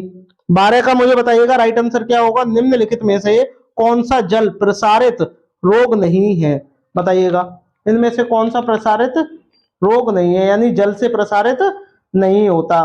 तो बताइएगा आपका राइट आंसर क्या हो जाएगा। देखिए, हैजा भी जल के कारण होता है, टाइफाइड भी होता है, हेपेटाइटिस भी होता है, लेकिन ट्यूबरोक्लोसिस ये जो है आपके जल से नहीं होता। तो आपका राइट आंसर क्या हो जाएगा, आपका यही हो जाएगा, ऑप्शन जो आपका डी है वो करेक्ट होगा दोस्तों। ठीक है दोस्तों, चलिएगा आगे बढ़ते हैं दोस्तों। बात करते हैं प्रश्न नंबर 13 की। प्रश्न नंबर 13 में बताइएगा, एक दूसरे से जुड़ी जटिल खाद्य श्रृंखला क्या कहलाती है, ये आपको बताना है। जो एक दूसरे से क्या हो, कनेक्टेड हो उसको क्या बोलते हैं, फूड वेब बोलते हैं, यानी खाद्य जाल कहा जाता है। जो आपका ऑप्शन जो आपका ए है दोस्तों वो करेक्ट हो जाएगा दोस्तों। चलिएगा आगे बढ़ते हैं दोस्तों, वही बात करते हैं प्रश्न नंबर 14 की। पृथ्वी का कितना भाग जल से ढका हुआ है, कमेंट करके मुझे बताइएगा कि पृथ्वी का कितना भाग जल से ढका हुआ है। और जल की बात आती है दोस्तों तो पूरी पृथ्वी पर कितना परसेंट पानी है, 100% पानी है दोस्तों। और 100 में से महासागरों यानी समुद्र में कितना है आपका 97% जो है दोस्तों ये आपका समुद्र का पानी है, जिसे आप महासागर के नाम से भी जानते हैं। 2% पानी जो है, जो आपका 2% पानी है ये बर्फ से जमा हुआ है ग्लेशियर में। और जो 1% जो पानी है दोस्तों ये आपका पीने योग्य पानी है दोस्तों, जिसको आप पी सकते हो, ठीक है, जो जिसको आप पी सकते हो, उपयोग में लेके आ सकते हो। तो आपसे यहाँ क्या कहा गया है, कितना भाग जल से ढका हुआ है, तो कितना भाग जल से ढका हुआ है आपका 3/4 ढका हुआ है, यानी जो आपका ऑप्शन जो सी है दोस्तों वो करेक्ट हो जाएगा, क्योंकि पूरी पृथ्वी पर 71% जल है दोस्तों, ठीक है। और 71% का 100% का ये आपको मैंने बता दिया है। 100% में से भी यानी 71 का 100% जो है तो उसमें से 97% आपका समुद्र में है, 2% बर्फ में है और 1% पीने योग्य है दोस्तों। वही बात करते हैं प्रश्न नंबर 15 की। आई रोग जल में किस धातु के घुलने से होता है। देखिए पारे की बात करते हैं, पारा यानी जो मरकरी है ये घुल जाता है तो आपको मिनीमाता रोग हो जाता है, ठीक है दोस्तों। कैडमियम के कारण होता है दोस्तों, तो आपका राइट आंसर क्या हो जाएगा, बी हो जाएगा। कैल्शियम के कारण हड्डियां कमजोर हो जाती हैं दोस्तों, क्या हो जाता है, हड्डियां कमजोर हो जाती हैं, ठीक है, ये भी आपको पता होना चाहिए, हड्डियां कमजोर हो जाती हैं, तो आपका राइट आंसर क्या हो जाएगा, बी हो जाएगा। बात करते हैं दोस्तों प्रश्न नंबर 16 की। प्रश्न नंबर 16 का मुझे राइट आंसर आप मुझे कमेंट करके मुझे बताइएगा कि प्रश्न नंबर 16 का आपका राइट आंसर क्या होगा, कमेंट करके मुझे बताइएगा। देखिएगा प्रश्न नंबर 16 में आपसे क्या कहा गया है, बहुत ही बढ़िया प्रश्न है दोस्तों। इसमें आपसे बोला गया है, पढ़िएगा पहला, इसमें आपसे कहा गया है वह जंतु कौन सा है जो अपने कानों को अलग अलग दिशाओं में बहुत अधिक घुमा लेता है और बाहर की ध्वनि को इकट्ठा करने में उसकी सहायता करता है। तो बताइएगा वह जो है कौन है, बताइएगा। और जो दूर दूर तक क्या है ध्वनि की आवाज सुन लेता है, यानी कंपन के द्वारा सुन लेता है, और इसकी जो आवाज है वो 3 किलोमीटर दूर तक इसकी दहाड़ने की आवाज जाती है। आप समझ गए होंगे वो कौन है, आपका बाघ है दोस्तों। विश्व बाघ दिवस आपका 29 जुलाई को मनाया जाता है दोस्तों, ठीक है, ये भी आपको पता होना चाहिए। स्लॉथ की बात करते हैं दोस्तों, यह दुनिया का सबसे आलसी जानवर है, जिस पेड़ पे रहता है उसी की पत्तियां खाता है दोस्तों। यह अच्छा एक तैराक भी है और ये 17 घंटे तक पेड़ से उल्टा लटक के सोता है दोस्तों। तो आपका इसका राइट क्या हो जाएगा, जो डी है वो करेक्ट हो जाएगा। चलिएगा आगे बढ़ते हैं, बात करते हैं दोस्तों, इस जो टेबल दी गई है इसमें आपको बताना है कि आपका राइट आंसर क्या होगा। बहुत ही बढ़िया प्रश्न है दोस्तों। देखिएगा क्या बोला गया है, कॉलम 1 तथा कॉलम 2 का आपको क्या करना है, मिलान करना है दोस्तों। और मिलान में जो आपका राइट आंसर होगा वो कौन सा होगा ये आपको बताना है। तो सबसे पहले दोस्तों बात करते हैं हम नीचे से, जो दर्जन जो चिड़िया होती है यह क्या करती है, 2 पत्तों को सिलकर यानी अपने चोंच से सिल करके क्या बनाती है, घोंसला बनाती है। तो झाड़ी पर 2 पत्तों को नुकीले सीकर यानी सीकर क्या है, घोंसला बनाती है। तो इसका राइट आंसर दोस्तों क्या हो जाएगा, इसका ये हो जाएगा, यानी जो तीसरे का जो है जो डी वाले का है वो थर्ड होगा। अब डी वाले का थर्ड तो सब में दिया हुआ है तो ये तो हो नहीं सकता। और आगे पढ़ते हैं और आगे देखते हैं, शक्कर खोरा की बात करते हैं, कोयल की बात करते हैं। वह अपना घोंसला स्वयं नहीं बनाता, कोए के घोंसले में अंडा देती है। जो कोयल जो होती है वो अपना घोंसला खुद नहीं बनाएगी, बल्कि कोए द्वारा बनाया गया घोंसला होगा उसमें अंडे देगी, ठीक है दोस्तों। तो आपका बी का क्या हो जाएगा, पहला हो जाएगा। अब बी का पहला किस में दिया हुआ है ये आप देख लो। अब बी का देखो पहला जो है, बी का इसमें दूसरा दिया हुआ है, ये क्रॉस हो गया ऑप्शन। बी का फोर्थ है ये भी रॉन्ग हो गया, बी का सेकंड है ये भी रॉन्ग हो गया। बी का पहला जो है यानी आपका जो डी है दोस्तों वो करेक्ट हो जाएगा। वही बात करते हैं दोस्तों, शक्कर खोरा की बात करते हैं दोस्तों। जो शक्कर खोरा जो है यानी जो आपका सी वाला जो ऑप्शन है उसका क्या होगा ये आपको बताना है। तो ए का तो मैंने फोर्थ बता दिया कि ए का क्या हो जाएगा, फोर्थ हो जाएगा। ये रहा देखो ए का फोर्थ हो गया और इसका कौन सा हो जाएगा, ये हो जाएगा। तो ए का फोर्थ क्या कहता है शक्कर खोरा का, कि छोटे पेड़ की डाली पर लटका हुआ घोंसला जिसमें बाल होंगे, बारीक घास होगी, पतली टहनियां होंगे और सूखे पत्ते या कपड़ों के चीथड़ों से क्या है अपना घोंसला बनाती है। जबकि बात करते हैं दोस्तों कलचड़ी की, यह सड़क के किनारे जो पत्थर होते हैं उनके बीच अपना घोंसला बनाती है। पौधों की टहनियां और बाल रुई बिछी हुई होती है दोस्तों। तो ये जो है इसके बारे में राइट ऑप्शन था दोस्तों, जो मैंने आपको बता दिया। ऑप्शन नंबर जो डी है वो करेक्ट होगा। इनमें से एक प्रश्न आपके एग्जाम में आना ही आना है दोस्तों। तो मेरे जितने भी भाई बहन लाइव देख रहे हैं वो चैनल को शेयर और सब्सक्राइब जरूर करें दोस्तों, ये बहुत ही ज्यादा महत्वपूर्ण रहने वाली वीडियो है दोस्तों। बात करते हैं दोस्तों प्रश्न नंबर 18। और हाँ दोस्तों, जितने भी मेरे भाई बहनों को इसकी पीडीएफ चाहिए वो टेलीग्राम पे लिखिएगा अमित क्लासेस आगरा, और वहां पर मेरा जो टेलीग्राम चैनल है उसको ज्वाइन कर लीजिएगा। वहां आपको ये पीडीएफ भी उपलब्ध हो जाएगी दोस्तों। 3 खाद्य पदार्थों का ऐसा समूह जिसके प्रत्येक सदस्य में लौह तत्व प्रचुर मात्रा में होता है। यानी ये 3 आपको ऑप्शन, 4 ऑप्शन दिए गए हैं और चारों ऑप्शन में 3 पार्ट है, उनमें से बताना है कि इनमें से किसमें लौह तत्व होता है। तो कमेंट करके मुझे बताइएगा कि आपका राइट आंसर क्या होगा। 4th वाले का मुझे, वो 18 वाले का आपको राइट आंसर बताना है क्या होगा। तो कमेंट करके मुझे बताइएगा। लौह तत्व में सबसे पहले आपको मैं बता दूं कि बंद गोभी में होता नहीं है, और प्याज में होगा नहीं, और टमाटर में होता नहीं है। तो आपका राइट आंसर क्या हो जाएगा, ए हो जाएगा। पालक में भी दोस्तों आयरन पाया जाता है, गुड़ में भी पाया जाता है, और आंवले में भी पाया जाता है। आंवले में विटामिन सी भी पाई जाती है दोस्तों। जो आपकी विटामिन सी है ये आपकी आंवले में भी पाई जाती है दोस्तों, ये भी आपको पता होना चाहिए। वही बात करते हैं दोस्तों प्रश्न नंबर 19 की। प्रश्न नंबर 19 का आप मुझे राइट आंसर बताइएगा क्या होगा दोस्तों। सबसे पहले दोस्तों इसमें हम बात करते हैं कि आपसे क्या कहा गया है कि एक कार, ये क्या है दोस्तों, कार है दोस्तों।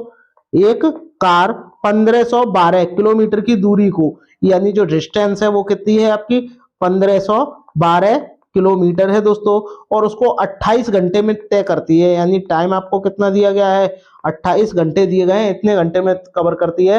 तो इस कार की औसत चाल आपको बतानी है कि क्या होगी।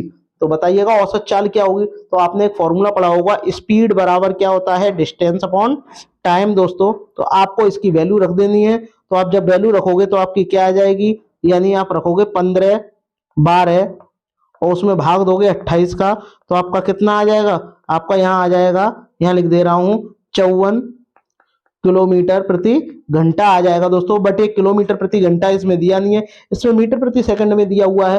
तो आप क्या करोगे, 5/18 से क्या कर दोगे, इसमें गुणा कर दोगे, यानी 54 × 5/18, तो ये आपका मीटर प्रति सेकंड में आ जाएगा।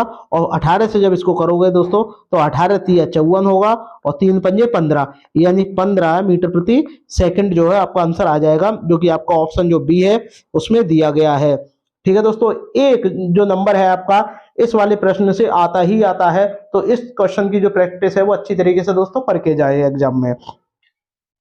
वही बात करते हैं दोस्तों प्रश्न नंबर 20 की। प्रश्न नंबर 20 का मुझे राइट आंसर बताइएगा कि जो 20 का राइट आंसर है वो क्या होगा। कमेंट करके मुझे बताइएगा कि 20 वाले का राइट आंसर क्या होगा। कमेंट करके मुझे बताइएगा 20 वाले का राइट आंसर क्या होगा। इसमें आपसे कहा गया है निम्नलिखित में से 3 राज्यों को चुनना है, जो 3 राज्यों के उस समूह को चुनना है जो समुद्री तट जो है इनके, जिसके समुद्री तट जो है वो कहाँ है दोस्तों, बंगाल की खाड़ी की तरफ स्थित है। अब आपको ये बताना है कि बंगाल की खाड़ी किधर होती है, ये भी आपको बताना है। तो आंध्र प्रदेश, पश्चिम बंगाल, केरल। तो इसको करने से पहले इसका जो मैप है वो आप पहले एक बार देख लो।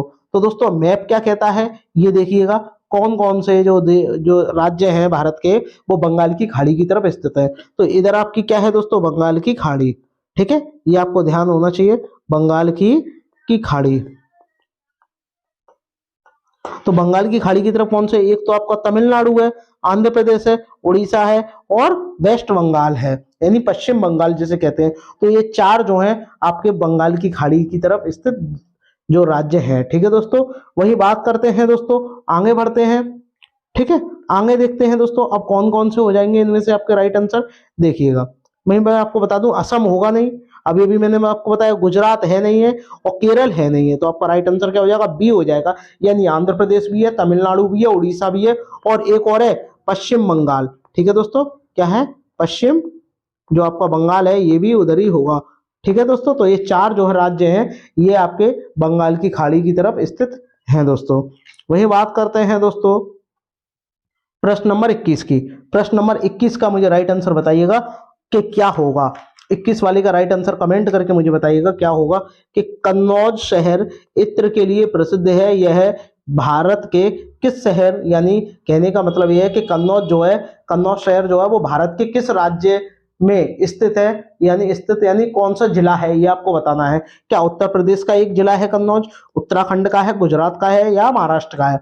देखिए मैं आपको बता दूं जो कन्नौज जो है वो इत्र के लिए बहुत ज्यादा प्रसिद्ध है दोस्तों, तो ये आपको बताना है कि ये कहाँ स्थित है दोस्तों।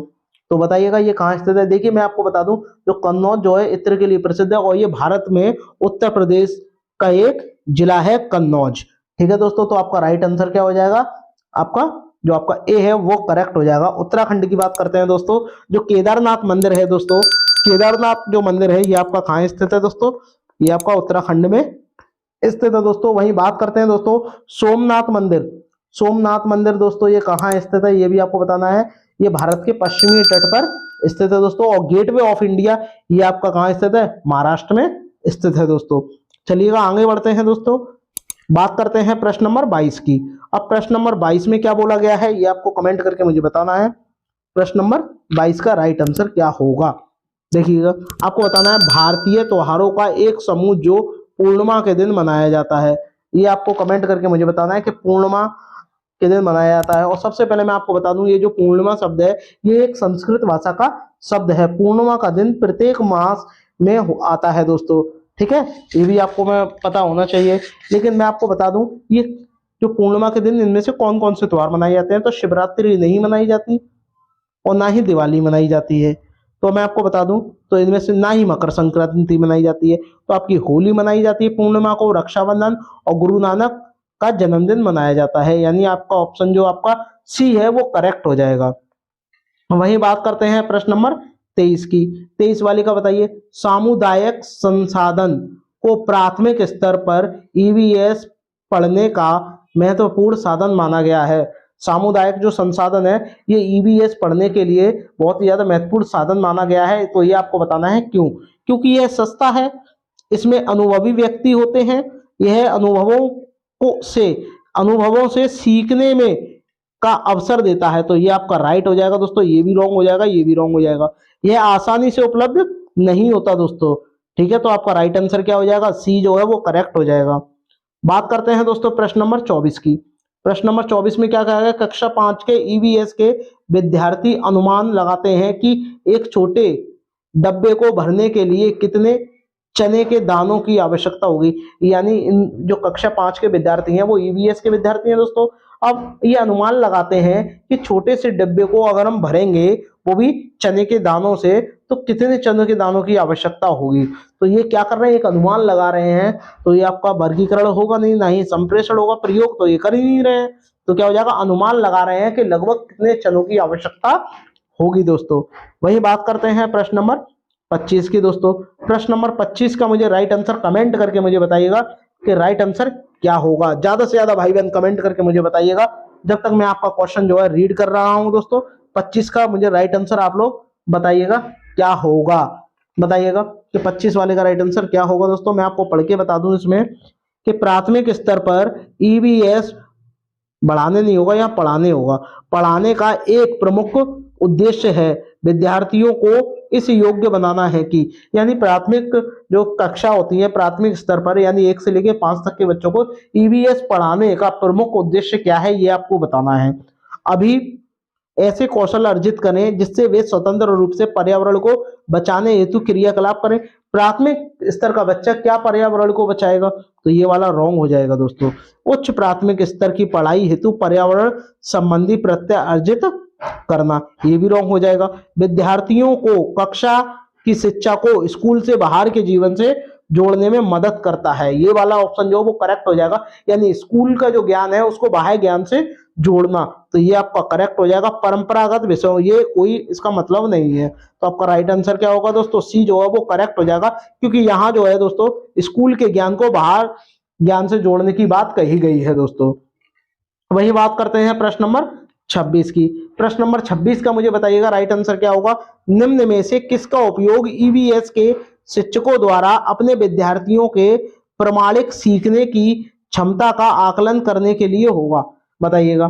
यानी इनमें से कौन सा जो उपयोग है वो ईवीएस के शिक्षकों द्वारा अपने विद्यार्थियों को प्रमाणिक सीखने की क्षमता है, यानी बच्चों ने कितना सीखा है और शिक्षक को आकलन करना है तो उनको कैसे पता चलेगा, तो वो क्या करेंगे। ये 4 ऑप्शन दिए गए हैं, चारों का आप मुझे कमेंट करके मुझे बताइएगा कि वो क्या करेंगे। क्या टेस्ट लेंगे, बताइएगा। राइट आंसर मुझे बताइएगा इसका क्या होगा। 26 वाले का राइट आंसर मुझे बताइएगा क्या होगा।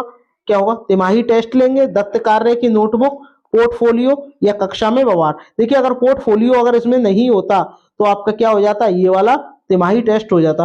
बट दत्त कार्य की बात हो रही है तो दत्त कार्य का मतलब गृह कार्य है, ये गृह कार्य नहीं देना है बच्चों को, तो ये वाला तो रॉन्ग हो जाएगा, ये भी रॉन्ग हो जाएगा और कक्षा में व्यवहार गलत हो जाएगा। पोर्टफोलियो जो है वो राइट आंसर हो जाएगा दोस्तों। तो आपका जो ऑप्शन जो सी है वो करेक्ट हो जाएगा दोस्तों। वही बात करते हैं दोस्तों प्रश्न नंबर 27 की, बहुत ही बढ़िया प्रश्न है। जितने भी मेरे भाई बहन चैनल को अभी अभी विजिट करें किया है वो सभी शेयर और सब्सक्राइब जरूर करें दोस्तों। सभी अपने जितने भी व्हाट्सएप ग्रुप है, टेलीग्राम ग्रुप है, सब में एक बार शेयर जरूर करें। ऐसी ही महत्वपूर्ण वीडियो देखने के लिए हमारे चैनल को सब्सक्राइब जरूर करें। हम चीजें कैसे बनाते हैं, बनाने में निम्नलिखित में से कौन सी युक्ति अथवा स्वतंत्र स्रोत सबसे अधिक उपयोग है, बताइएगा। हमें कोई भी एक ऐसी कोई भी चीज बनानी है उसमें सबसे ज्यादा उपयुक्त तो कौन सी युक्ति होगी और उसका स्रोत क्या होगा सबसे अधिक, ये आपको कमेंट करके मुझे बताना है कि आपका राइट आंसर क्या होगा। कमेंट करके मुझे बताइएगा आपका 27 वाले का राइट आंसर क्या हो जाएगा, कमेंट करके मुझे बताइएगा। ऐसी ऐतिहासिक भवन का भ्रमण करना तो पॉजिटिव वर्ड है, और उसके निर्माण सामग्री तथा निर्माण नमूनों को पहचानना, ये भी ठीक है। विभिन्न क्षेत्रों द्वारा लोगों के सिर पर धारण होने वाले पहनावों पर चर्चा करना जरूरी नहीं है। संदर्भ पुस्तकों, आप प्राथमिक स्तर पर संदर्भ की तो बात ही नहीं होगी। विभिन्न प्रकार के औजारों एवं आकृति विद्यार्थियों के साथ साझा करना, ये भी नहीं होगा। जो आपका राइट ऑप्शन होगा जो ए है वो करेक्ट हो जाएगा, क्योंकि यहाँ क्षेत्र भ्रमण की बात हो रही है। ठीक है दोस्तों, बात करते हैं प्रश्न नंबर 28 की। प्रश्न नंबर 28 का मुझे बताइएगा कि आपका राइट आंसर क्या होगा। 28 का 28 का मुझे राइट आंसर बताइएगा कि आपका राइट आंसर क्या है दोस्तों, कमेंट करके मुझे बताइएगा। देखिएगा मैं आपको बताऊं, सलीम प्राथमिक, इसमें आपसे कहा गया जो सलीम है वो सलीम प्राथमिक कक्षाओं के विद्यार्थियों को जन्म से पढ़ाने के लिए भ्रमण कराना चाहता है। जन्म नहीं होगा यहाँ, पहली बात तो ये क्या होगा दोस्तों, जल होगा। ठीक है, क्या होगा, जल होगा। जल को पढ़ाने के लिए क्षेत्र का भ्रमण करना चाहता है, वह कौन सी जगह ले जाना वो उचित समझेगा, बताइएगा। भ्रमण कराएगा जल को पढ़ाने के लिए। ठीक है दोस्तों, तो बताओ जल संचय यंत्र, ये तो दिखाएगा ही दिखाएगा क्योंकि ये जल से संबंधित है। जोहाड़, जोहाड़ भी क्या है, जल से संबंधित है। प्राचीन जो लोग थे वो जोहाड़ द्वारा जल प्राप्त करते थे। बावड़ी, बावड़ी में क्या था, बड़ी बड़ी बावड़ियां बनी होती हैं, उसमें क्या है लोग जो प्राचीन काल के लोग थे वो नहाते थे। लेकिन खेजड़ी की बात यहाँ रॉन्ग हो जाएगी, तो आपका ऑप्शन ए भी सही है, बी भी और सी भी सही है। तो पहला दूसरा तीसरा यानी आपका ऑप्शन जो आपका जो डी है वो करेक्ट हो जाएगा। वही बात करते हैं दोस्तों प्रश्न नंबर 29 की, बहुत ही बढ़िया प्रश्न है। भारत में सांप कितने प्रकार के पाए जाते हैं दोस्तों, तो मैं आपको बता दूं भारत में सांप 4 प्रकार के पाए जाते हैं, जिनमें से पहला जो सांप का नाम है वो क्या है, नाग। दूसरे का है अफाई, तीसरे का है दुबोइया, और एक जो आपका आखिरी है उसका मुझे नाम आप कमेंट करके मुझे बताइएगा, रहने दीजिए मैं ही बता दे रहा हूं, क्या है, करैत। क्या है, करैत। नाग, अफाई, दुबोइया, करैत, ये 4 प्रकार के जहरीले सांप पाए जाते हैं। तो आपका राइट आंसर क्या हो जाएगा, ए हो जाएगा कि भारत में 4 प्रकार के सांप पाए जाते हैं। वही बात करते हैं दोस्तों प्रश्न नंबर 30 की, और इस प्रश्न को करने से पहले जितने भी मेरे भाई बहन लाइव हैं वो सभी एक बार शेयर जरूर करें। वह भालू जैसा दिखता है परंतु भालू नहीं है और 17 घंटे तक पेड़ से उल्टा लटक के सोता है, वो कौन है, वो आपको बताना है। क्या बाघ है, हाथी है, चील है या स्लॉथ है, तो आपका राइट आंसर क्या हो जाएगा, स्लॉथ हो जाएगा दोस्तों। वही बात करते हैं चील की दोस्तों, ये सबसे ऊंचे पेड़ की सबसे ऊंची डाली पर घोंसला बनाती है चील। निम्नलिखित में से कौन सा रोग जल से संबंधित है। अभी आपको 4 प्रकार के रोग दिए गए हैं, इनमें से आपको बताना है कि कौन सा जल से संबंधित रोग है दोस्तों। ठीक है, तो आपको बताना है कि इनमें से कौन सा होगा राइट आंसर। तो कमेंट करके मुझे बताइएगा कि आपका राइट आंसर क्या होगा। क्या कसरा है, हैजा है, डायरिया है या पीलिया है, बताइएगा इनमें से कौन सा जल से संबंधित है। तो मैं आपको बता दूं, हैजा, डायरिया और पीलिया ये सभी जो है ये जल से संबंधित रोग हैं दोस्तों, जबकि जो कसरा है ये एक विषाणु जनित रोग है दोस्तों। तो आपका क्या हो जाएगा, यही वाला रॉन्ग हो जाएगा। तो फर्स्ट जिसमें है ये गलत हो जाएगा, सभी होगा नहीं, यानी दूसरा, तीसरा, चौथा, जो आपका ऑप्शन डी है दोस्तों वो एकदम करेक्ट हो जाएगा। चलिएगा दोस्तों आगे बढ़ते हैं, बात करते हैं प्रश्न नंबर सेकंड की। जल की नमी यानी आर्द्रता को किसके द्वारा मापा जाता है, कमेंट करके मुझे बताइएगा कि आर्द्रता को किसके द्वारा मापा जाता है या नमी, बताइएगा। तो सबसे पहले बात करते हैं दोस्तों बैरोमीटर, क्या बैरोमीटर है, क्या हाइग्रोमीटर है, क्या फेदोमीटर है, या आपका करकेली स्केल है। तो कमेंट करके मुझे बताइएगा कि आपका राइट आंसर क्या होगा। हाइड्रो की जगह कभी कभी हाइग्रो भी आ जाता है, तो दोनों ही बात एक ही है दोस्तों। बात करते हैं दोस्तों बैरोमीटर, बैरोमीटर से दोस्तों वायु दाब नापते हैं, तो ये तो होगा ही नहीं क्योंकि ये वायु दाब नापता है। जबकि हाइड्रोमीटर यानी हाइग्रोमीटर से आर्द्रता नापते हैं, और आर्द्रता क्या है दोस्तों, नमी है दोस्तों। फेदोमीटर से दोस्तों समुद्र की गहराई नापते हैं, समुद्र की गहराई, गहराई मापते हैं दोस्तों। जबकि बात करते हैं दोस्तों करकेली स्केल से, इससे हम क्या मापते हैं दोस्तों, भूकंप की तीव्रता, भूकंप की तीव्रता, तीव्रता नापते हैं दोस्तों। तो आपका राइट आंसर क्या हो जाएगा दोस्तों, जो बी वाला है वो एकदम करेक्ट हो जाएगा दोस्तों। आई होप आपको वीडियो अच्छी लग रही होगी, तो सभी भाई बहन लाइक शेयर सब्सक्राइब जरूर करें। बात करते हैं दोस्तों प्रश्न नंबर थर्ड की। इसमें आपसे क्या बोला गया है, निम्नलिखित में से जल में घुलनशील विटामिन कौन से हैं। अब जल में कौन कौन से घुलते हैं, तो आपको एक ट्रिक ध्यान में रखनी है, गई भैंस पानी में, गई भैंस पानी में। अब आप देखिएगा कि भा से क्या बना लो बी, और सी से क्या बना लो सा से सी, तो बी सी कहां गए, पानी में। तो भैंस कहां जाती है नहाने के लिए, पानी में, तो गई भैंस पानी में। तो जल में घुलनशील के कौन कौन से विटामिन है दोस्तों, बी और सी। इसमें ए दिया है, ये होगा नहीं, के डी होगा नहीं, और के होगा नहीं, कौन सा हो जाएगा, जो सी है वो राइट हो जाएगा दोस्तों। और वसा में घुलनशील कौन कौन से होते हैं वो भी मैं आपको बता दूं, के ई डी ए, कीड़ा, ये क्या है, वसा में घुलनशील है। और जबकि बी सी क्या है, आपके जल में घुलनशील विटामिन है दोस्तों। बात करते हैं प्रश्न नंबर 4 की, बताइएगा प्रश्न नंबर 4 का राइट आंसर क्या होगा। निम्नलिखित में से कौन सी बायोडीजल की फसल है, तो बताइएगा इनमें से कौन सी बायोडीजल की फसल है, क्या कपास है, जेट्रोफा है, गन्ना है, या आलू है। तो बताइएगा इनमें से कौन सी आपकी बायोडीजल की फसल है। तो जेट्रोफा जो है वो बायोडीजल की फसल है दोस्तों। आपका राइट आंसर क्या हो जाएगा, बी जो है वो करेक्ट हो जाएगा। बात करते हैं दोस्तों प्रश्न नंबर 5 की। प्रश्न नंबर 5 का राइट आंसर दीजिएगा, क्या आएगा दोस्तों। राष्ट्रीय पाठ्यचर्या की रूपरेखा 2005 के अनुसार निम्नलिखित में से कौन सी एक पर्यावरण की अध्ययन की विषय वस्तु है। विषय वस्तु का मतलब क्या होता है दोस्तों, थीम होती है। तो आपको बताना है कि इनमें से कौन सी थीम है। देखिए सौरमंडल कोई थीम है नहीं है, ना ही मौसम है, ना ही ऊर्जा है। क्या है दोस्तों, भोजन हो जाएगा। ठीक है दोस्तों, जो थीम है वो आपकी कितनी है दोस्तों, कमेंट करके मुझे बताइएगा कि आपकी थीम टोटल कितनी है, कमेंट करके मुझे इसका आंसर दीजिएगा। बात करते हैं दोस्तों प्रश्न नंबर 6 की। प्रश्न नंबर 6 का राइट आंसर बताइएगा दोस्तों क्या होगा। पके हुए चावल रेफ्रिजरेटर पे अपेक्षाकृत लंबे समय तक परिरक्षित किए जा सकते हैं, क्योंकि यानी कोई आप चावल बना लेते हो घर पर पका के खाने के लिए, और जो बचते हैं उनको फ्रिज में रख देते हैं और वो लंबे समय तक चलते हैं, 1 2 2 3 तक आप खा सकते हो। तो ऐसा क्यों होता है ये आपको बताना है। तो रेफ्रिजरेटर में कुछ ऐसे रसायन होते हैं, रेफ्रिजरेटर में कोई रसायन नहीं होते, तो ये तो गलत हो जाएगा। कम तापमान पर रोगाणु निष्क्रिय हो जाते हैं, ये तो बात सही है। क्या है, ये वाली बात सही है, रोगाणु कम तापमान पर नष्ट हो जाते हैं।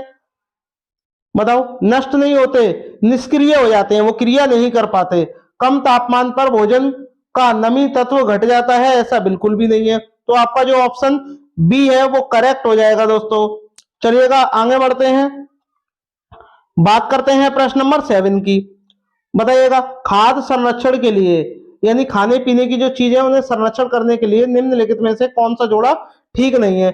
आप आलू को सुरक्षित यानी संरक्षित कैसे रख सकते हो कि आलू के आप चिप्स बना लो, पापड़ बना लो, सुरक्षित रहेंगे लंबे समय तक। सेब से जैम बना लो, सुरक्षित रहेगा। कच्चे आम से क्या बना लो, अचार बना लो, ये भी सुरक्षित रहेगा। पर दूध से आप पनीर बनाओगे तो वो 4-5 दिन से ज्यादा नहीं चलेगा, वो खराब हो जाएगा। ठीक है दोस्तों, तो आपका राइट आंसर क्या हो जाएगा, ये जो है वो जोड़ा जो है वो ठीक नहीं है, तो आपका राइट आंसर क्या हो जाएगा, बी वाला हो जाएगा। बात करते हैं दोस्तों प्रश्न नंबर 8 की। जवाब दीजिएगा कि इसका राइट आंसर क्या होगा। 8th वाले का आप मुझे कमेंट करके आंसर दीजिएगा कि इसका राइट आंसर क्या होगा। बच्चों के द्वारा सब्जी बाजार में इकट्ठी की गई है, बच्चों के द्वारा सब्जी इकट्ठी गई है, निम्नलिखित सामग्री में से उन्हें पहचानिए जिनके भीतर बीज होते हैं। अब आपको बताना है बीज किसके भीतर होता है। तो पहली बात, आलू के भीतर होता नहीं है, टमाटर के अंदर बीज होता है, नाशपाती के अंदर भी होता है, चीकू के भी अंदर होता है, भिंडी के भी अंदर होता है, करेले के भी अंदर होता है, बट प्याज के अंदर नहीं होता। और खीरा के अंदर भी बीज होता है, आप लोगों ने खाया होगा। तो आपको बताना है इनमें से किसके अंदर जो है वो बीज है। तो देखिएगा नाशपाती और चीकू, और भी तो है, टमाटर, भिंडी, खीरा, चीकू, जरूर ये वाला जो होगा वो करेक्ट होगा। देखो टमाटर के भी अंदर सभी आ रहे हैं, इसमें चीकू, भिंडी, करेला और खीरा सभी आ रहे हैं, तो आपका राइट आंसर क्या हो जाएगा दोस्तों, जो सी है वो करेक्ट हो जाएगा। बात करते हैं दोस्तों प्रश्न नंबर 9 की। 9 का आप मुझे बताइएगा राइट आंसर क्या होगा। रीना को आम पसंद करती है, यानी रीमा जो है आम को बहुत पसंद करती है, और उन्हें उन्हें खाने के लिए, जाना लिख गया है यहाँ, क्या होगा, खाने के लिए, खाने के लिए संरक्षित करना चाहती है। निम्नलिखित में से कौन सा तरीका संरक्षण के लिए सर्वाधिक उपयुक्त होगा, ये आपको बताना है कि भाई आम को वह अच्छा लगता है उसे, तो वो लंबे समय तक खाना चाहती है, तो वो ऐसा क्या करेगी जिससे वो आम क्या है, खराब ना हो। रेफ्रिजरेटर से वंचित, यानी रेफ्रिजरेटर से अलग हटाकर रख देंगे, तो ऐसा तो नहीं होगा। प्लास्टिक की थैली में रखेंगे, खराब हो जाएगा। जूस तैयार करने और वायु रोधी डब्बे में संचित करना, ये भी नहीं है। लेकिन अगर आम का आप अचार बना लोगे और आम का पापड़ बना लोगे, तो वो लंबे समय तक चलेगा। तो आपका राइट आंसर क्या हो जाएगा दोस्तों, जो ए है वो करेक्ट हो जाएगा दोस्तों। नेक्स्ट प्रश्न बताइएगा, इसका राइट आंसर क्या होगा। निम्नलिखित समूह में से उस समूह को आपको चुनना है उस समूह को चुनना है जिसमें खाना पकाने के तरीके दिए गए हैं। अब बताओ, आप खाना पकाते हो तो सबसे पहले क्या करते हो, तो ये आपको बताना है। तो बताइएगा कि सबसे पहले आप क्या करते हो।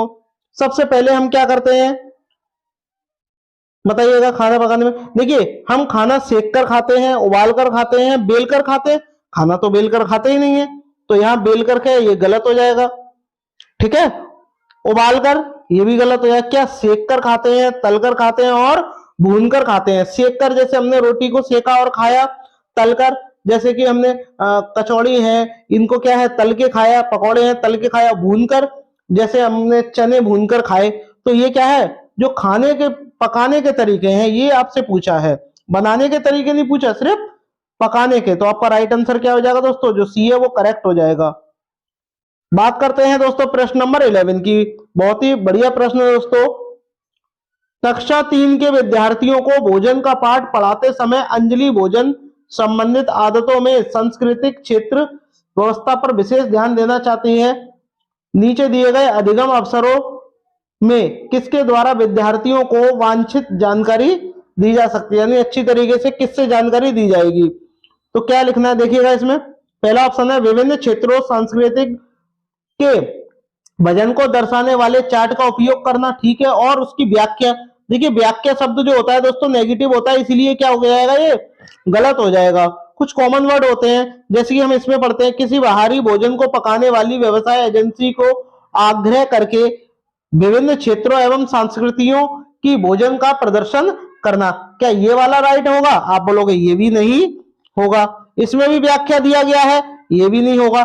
ये वाला हो जाएगा, विभिन्न क्षेत्रों सांस्कृतिक विद्यार्थियों से उनके घरों में खाए जाने वाले भोजन की मांग कर प्रदर्शन करना और सहपाठियों से सूचना का आदान प्रदान करना, आपस में पूछताछ करना कि आपके घर के बारे में नॉलेज लेना कि आपके घर में भोजन में क्या क्या बनाया है, क्या क्या आपने खाया है दोस्तों। तो आपका राइट आंसर क्या हो जाएगा, जो बी है वो करेक्ट हो जाएगा। वही बात करते हैं दोस्तों प्रश्न नंबर 12 की। 12 का राइट आंसर बताइएगा। पसंद नापसंद के बारे में चर्चा करते हुए किसी छात्र ने कहा कि मुझे और मेरी माँ दोनों को सांप खाना बहुत पसंद है। जब भी हमारा सांप खाने की इच्छा होती है, हम पास के किसी होटल में जाकर लिंग हु फेन खाते हैं। यह छात्रा कहाँ का हो सकता है, बताइए कहाँ की हो सकती है छात्रा, बताइएगा। कमेंट करके सबसे पहले बताइए लुंग हु फेन क्या है। ये एक डिश है जो कि हांगकांग में खाई जाती है, राइट आंसर हो जाएगा। दूसरी बात, जो सांप है दोस्तों, भारत में सांप 4 प्रकार के पाए जाते हैं। एक आपका करैत होता है, फाई होता है, दुबोइया होता है और नाग होता है। एक बात और दोस्तों कि सांप अगर किसी को काट खा जाए तो सांप के काटने की जो दवा होती है वो सांप के ही जहर से बनाई जाती है, जिसको सीरम कहते हैं दोस्तों। तो आपका राइट आंसर क्या हो जाएगा दोस्तों, बी हो जाएगा दोस्तों। चलिएगा आगे बढ़ते हैं, वही बात करते हैं प्रश्न नंबर 13 की। बताइएगा निम्नलिखित में से भोजन बनाने का कौन सा तरीका अच्छा है। अब आपको भोजन बनाने का तरीका आपको बताना है कि कौन सा सबसे अच्छा है। तो सबसे पहले आप क्या करेंगे ये आपको कमेंट करके मुझे बताना है। बताइएगा इनमें से सब्जियों को काटना, तब उन्हें चलते पानी में धोना। सब्जी को काटने के बाद धोएंगे या काटने से पहले धोएंगे, देखते हैं। सब्जियों को काटने और पकाने से पहले कुछ समय के लिए धूप में रखना, ये तो सरासर गलत, एकदम बिल्कुल गलत है। बैक्टीरिया नष्ट करने के लिए सब्जियों को गहरा तलकर, पहले काटेंगे ही तो सही जब तो तलेंगे। सब्जियों को अच्छी तरीके से धोना फिर काटना, तो पहला वाला गलत हो जाएगा। क्या हो जाएगा, पहले आप सब्जी लेके आते हो मार्केट से, फिर उन्हें धोते हो, तब जाकर के उनको काटते हो, फिर दोबारा धोकर तब जाकर के हम सब्जी बनाते हैं दोस्तों। तो आपका राइट आंसर क्या हो जाएगा, डी हो जाएगा। बताइएगा प्रश्न नंबर 14 का राइट आंसर क्या होगा। मीरा और दिव्या छोटी लड़कियां हैं। मीरा समोसे, कटलेट और डबल रोटी खाना पसंद करती है, जबकि दिव्या ऐसा भोजन पसंद करती है जिसमें लौह तत्व की कमी हो। मीरा और दिव्या निम्नलिखित में से किस बीमारियां, क्रमशः इनमें से किसको कौन सी बीमारी है ये आपको बताना है। अब आपको बताना है लौह तत्व की बात हो रही है, तो लौह तत्व का मतलब क्या है, उसमें एनीमिया की कमी तो होगी। तो ये तो बात निश्चित होगी कि उसमें क्या है, एनीमिया की कमी है दोस्तों, ठीक है। और जो कटलेट खाएगी, समोसे खाएगी और डबल रोटी खाएगी तो वो मोटी हो जाएगी। और जिसमें क्या हो जाएगा, और दिव्या को क्या हो जाएगा, वो लौह तत्व का भोजन नहीं लेती तो उसको एनीमिया बीमारी हो जाएगी। तो रतौंधी तो होगा नहीं, ना ही स्कर्वी होगा। तो क्या हो जाएगा, सी जो है वो करेक्ट हो जाएगा। जो आपकी मीरा है उसको मोटापा हो जाएगा क्योंकि उसे डबल रोटियां समोसे खाना बहुत पसंद है, जबकि लौह तत्व की कमी होने के कारण दिव्या को क्या है, एनीमिया नामक रोग हो जाएगा। तो आपका राइट आंसर क्या हो जाएगा दोस्तों, जो सी है वो करेक्ट हो जाएगा। आई होप आपको वीडियो पसंद आ रही होगी, तो सभी भाई बहन एक बार लाइक शेयर सब्सक्राइब जरूर करें। बात करते हैं प्रश्न नंबर 15 की। बाघ दिवस कब मनाया जाता है, बताइएगा। तो बाघ दिवस दोस्तों कब मनाया जाता है, 29 जुलाई को जो है वो बाघ दिवस मनाया जाता है। 19 नवंबर को आपका विश्व शौचालय दिवस मनाया जाता है दोस्तों। शौचालय दिवस कब मनाया जाता है, 19 नवंबर को मनाया जाता है। जबकि 22 सितंबर को दोस्तों विश्व गेंडा दिवस मनाते हैं। विश्व गेंडा दिवस मनाते हैं दोस्तों 22 सितंबर को। तो ये कुछ महत्वपूर्ण दिवस हैं दोस्तों, ये भी आपको पता होने चाहिए दोस्तों। बात करते हैं प्रश्न नंबर 16 की। प्रश्न नंबर 16 का मुझे बताइएगा, गोलकुंडा जो किला है ये किसने बनवाया था। कमेंट करके मुझे बताइएगा कि गोलकुंडा का जो किला है ये किसने बनवाया था। बताइएगा, कमेंट करके मुझे बताइएगा कि गोलकुंडा का जो किला है ये किसने बनवाया था। तो बात करते हैं दोस्तों गोलकुंडा किला की, कि गोलकुंडा जो किला है वो दक्षिणी भारत के राज्य तेलंगाना की राजधानी हैदराबाद में स्थित है दोस्तों। कहां स्थित है, हैदराबाद में स्थित है। और ये किसकी राजधानी है दोस्तों, तेलंगाना की राजधानी है दोस्तों, ठीक है। और ये किसने बनवाया था ये भी आपको पता होना चाहिए, काकतीय राजवंश के शासक ने बनवाया था दोस्तों। तो आपका राइट आंसर क्या हो जाएगा, जो सी है वो करेक्ट हो जाएगा। वही बात करते हैं प्रश्न नंबर 17 की। बहुत ही बढ़िया प्रश्न है दोस्तों, 17 वाला। तो आप मुझे बताइएगा कि इसका राइट आंसर क्या होगा। कॉलम 1 और कॉलम 2 को आपको समझना है, मैचिंग करनी है। मनाली में किस प्रकार के घर पाए जाते हैं, राजस्थान में किस प्रकार के पाए जाते हैं, असम और लद्दाख में भी किस प्रकार के पाए जाते हैं, उसी हिसाब से आपको मैचिंग करनी है दोस्तों। मनाली का पहले वाले का ऑप्शन क्या हो जाएगा, सेकंड हो जाएगा, क्योंकि मनाली में पत्थर और लकड़ी के बने ढालू छत वाले घर पाए जाते हैं। तो पहले का क्या हो जाएगा, दूसरा हो जाएगा। राजस्थान में कैसे घर पाए जाते हैं, राजस्थान में मिट्टी के घर पाए जाते हैं। मिट्टी के घर जिनकी जो छत होंगी वो कटीली झाड़ियों की बनी हुई होती है। असम की बात करते हैं दोस्तों, तो बांस के खंभों पर बनी होती है और 3 से 3.5 मीटर ऊंचे बांस के खंभों पर बने होते हैं घर। तो इसका क्या हो जाएगा, ये हो जाएगा बांस के खंभों पर बने ऊंचे उठे घर। लद्दाख की बात करते हैं दोस्तों, तो इसका कौन सा हो जाएगा, यही हो जाएगा पत्थर के बने घर जिनके फर्श और जो छतें होंगी वो लकड़ी की ही बनी होती हैं। तो आपका राइट आंसर क्या हो जाएगा, जो डी है वो करेक्ट हो जाएगा। ठीक है दोस्तों, चलिएगा आगे बढ़ते हैं। आई होप आपको वीडियो पसंद आ रही होगी। तो आप मुझे कमेंट करके ये बताइएगा कि हाउस बोट जो है वो कहाँ का घर है, ये आप मुझे कमेंट करके मुझे बताइएगा कि हाउस बोट जो है ये कहाँ का घर है, कमेंट करके मुझे बताइएगा। बात करते हैं दोस्तों प्रश्न नंबर 18 की। प्रश्न नंबर 18 का बताइएगा, निम्नलिखित में से कौन सा पक्षी कैक्टस पौधे के कांटों के बीच अपना घोंसला बनाता है, कमेंट करके मुझे बताइएगा। कैक्टस कांटों के बीच अपना क्या है, घोंसला बनाता है, और उस पक्षी का नाम क्या है, आपका फाख्ता पक्षी है, यानी जो आपका ऑप्शन ए है वो करेक्ट हो जाएगा दोस्तों। बात करते हैं प्रश्न नंबर 19 की। बताइएगा, निम्नलिखित में से कौन सा कीट मधुमक्खियों की की भांति, ये बातें नहीं होगा, क्या होगा, भांति, मधुमक्खियों की भांति कॉलोनी में एक साथ नहीं रहता, यानी एक साथ नहीं चलेगा। तो देखिए इनमें से आपको बताना है। देखिए जो ततैया होती है, जो बर्र होती है, और चींटी होती है, दीमक होती है, मकड़ी होती है। तो बताइएगा कि इनका राइट आंसर क्या होगा। देखिए ततैया जो होती है वो एक के पीछे एक चलती रहती है, चींटी भी एक के पीछे एक चलती रहती है, और दीमक तो आपको पता ही है कि एक के पीछे एक चलती रहती है। लेकिन मकड़ी जो है वो जाल बनाती है। अब जरूरी नहीं है कि वो एक के पीछे एक जाली बनाती है, आगे पीछे भी बनाती है। तो आपका राइट आंसर क्या हो जाएगा, जो डी है वो करेक्ट हो जाएगा कि एक साथ कॉलोनी या बस्ती नहीं बनाती, और वो कौन है, मकड़ी है। ठीक है दोस्तों, चलिएगा आगे बढ़ते हैं। बताइएगा प्रश्न नंबर 20 का राइट आंसर क्या होगा। और इसको भी समझने से पहले आपको यह समझना है कि निम्नलिखित में से 3 राज्यों के समूह को चुनना है जिनके तट जो है वो अरब सागर पर हैं, ये आपको पता होना चाहिए। बताइएगा, इससे पहले वाली वीडियो में भी मैंने आपको बताया था, उसमें मैंने आपको बंगाल की खाड़ी का बताया था दोस्तों। इधर बंगाल की खाड़ी होती है, ये भी मैं आपको बता दूं, बंगाल की खाड़ी। और इधर क्या होता है दोस्तों, अरब सागर होता है, अरब सागर है दोस्तों। तो अब आपको यह बताना है कि अरब सागर की तरफ कौन कौन से हैं। तो पहली क्या है, गुजरात है, फिर क्या है, महाराष्ट्र है, और कर्नाटक है, और केरल है। तो 4 जो है अरब सागर के तटीय राज्य हैं दोस्तों। जबकि बात करते हैं बंगाल की खाड़ी की, तो तमिलनाडु है, आंध्र प्रदेश है, उड़ीसा है, और पश्चिम बंगाल है। 4 ही इधर है दोस्तों। ठीक है दोस्तों, 4 इधर है और 4 इधर है। 4 इधर नहीं है, इधर 5 है, एक ये आपका गोवा भी है। कौन है दोस्तों, गोवा भी है दोस्तों। तो इधर कितने हैं दोस्तों, 4 ना होकर के कौन कितने हैं दोस्तों, 5 हैं दोस्तों। तो अरब सागर में 5 हैं दोस्तों, जबकि बंगाल की खाड़ी में कितने हैं, 4 हैं। तो ये आपको ध्यान में रखना है दोस्तों। चलिएगा आगे बढ़ते हैं। बात करते हैं 20 वाले प्रश्न की, जो कि बहुत ही बढ़िया प्रश्न है दोस्तों।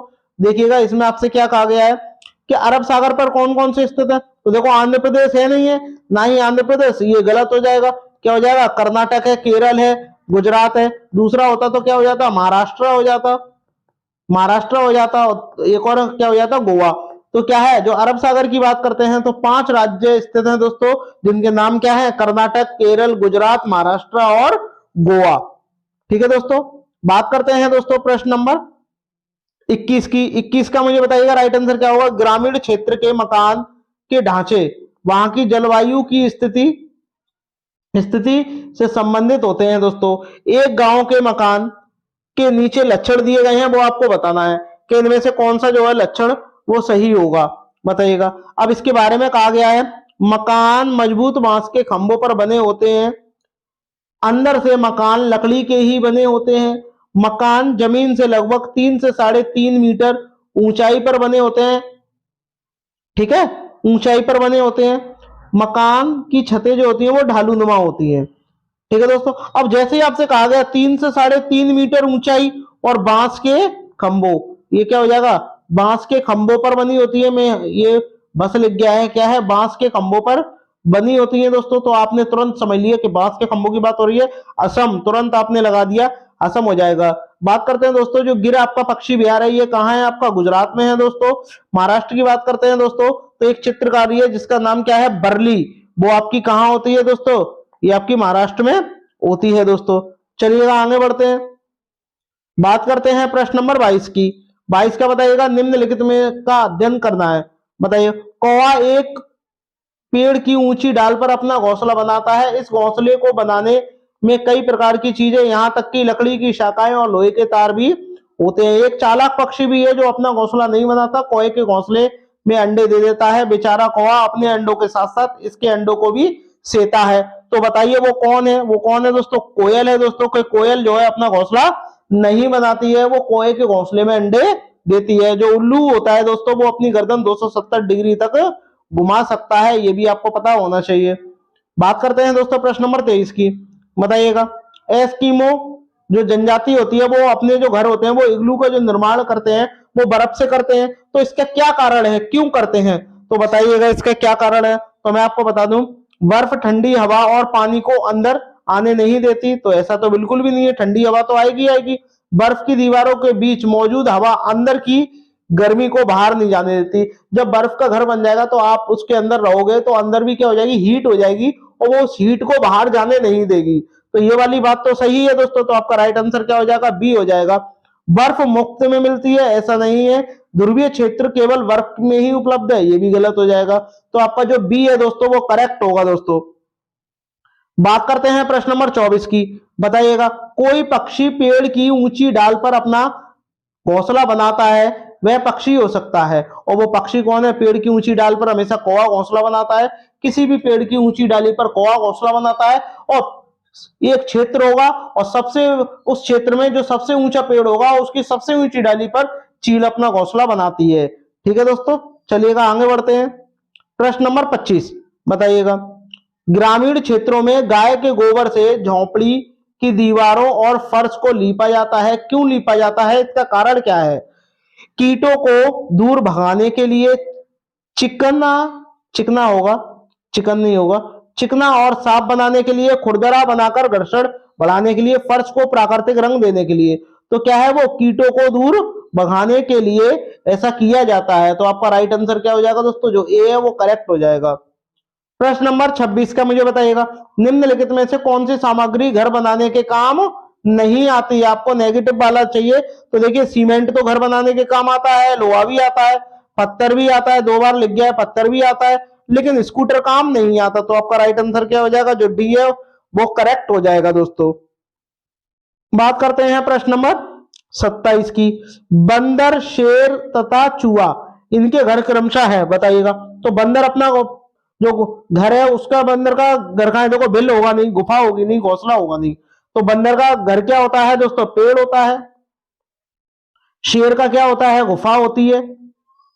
और जबकि चूहे का क्या होता है? बिल होता है। तो इस किसमें दिया है? जो आपका ऑप्शन सी है वो करेक्ट हो जाएगा दोस्तों। ठीक है, चलिएगा बात करते हैं प्रश्न नंबर 28 की। निम्नलिखित में से कौन सा पक्षी स्वयं के नीड़ का निर्माण नहीं करता? अब ये आपको कमेंट करके मुझे बताना है कि इनमें से कौन सा जो है इनमें से राइट होगा। ऐसा कौन सा पक्षी है जो स्वयं के नीड़ का निर्माण नहीं करता? कौवा है, कोयल है, गौरैया है, या कोयल है? नीड़ का दोस्तों मतलब क्या होता है? घोंसला होता है दोस्तों। क्या होता है दोस्तों?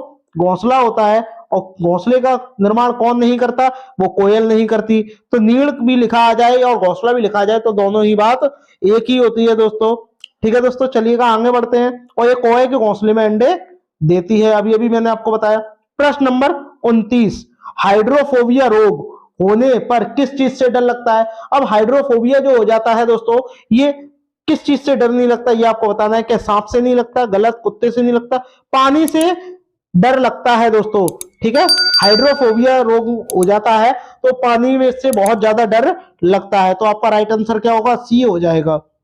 वही बात करते हैं प्रश्न नंबर 30 की। निम्नलिखित में से वह कौन सा पक्षी है जो खंडरों या पुराने मकानों में अपना घोंसला बनाता है? खंडरों और पुराने मकानों में अपना घोंसला बनाता है वो आपको बताना है। बताइएगा वो कौन है? कबूतर हो जाएगा दोस्तों। कौवा जो होता है वो किसी भी पेड़ की ऊंची डाली पर घोंसला बना देता है, और चील जो होती है वो सबसे ऊंचे पेड़ की सबसे ऊंची डाली पर घोंसला बनाती है। जबकि उल्लू जो होता है वो पेड़ के अंदर छेद करके अपना घोंसला बनाता है, और उल्लू जो है अपनी जो गर्दन है वो 270 डिग्री तक घुमा लेता है। तो आपका राइट आंसर क्या हो जाएगा? जो बी है वो करेक्ट हो जाएगा दोस्तों। आई होप आपको वीडियो पसंद आई होगी। अगर पसंद आई हो तो दोस्तों सभी भाई बहन शेयर और सब्सक्राइब जरूर करिएगा दोस्तों।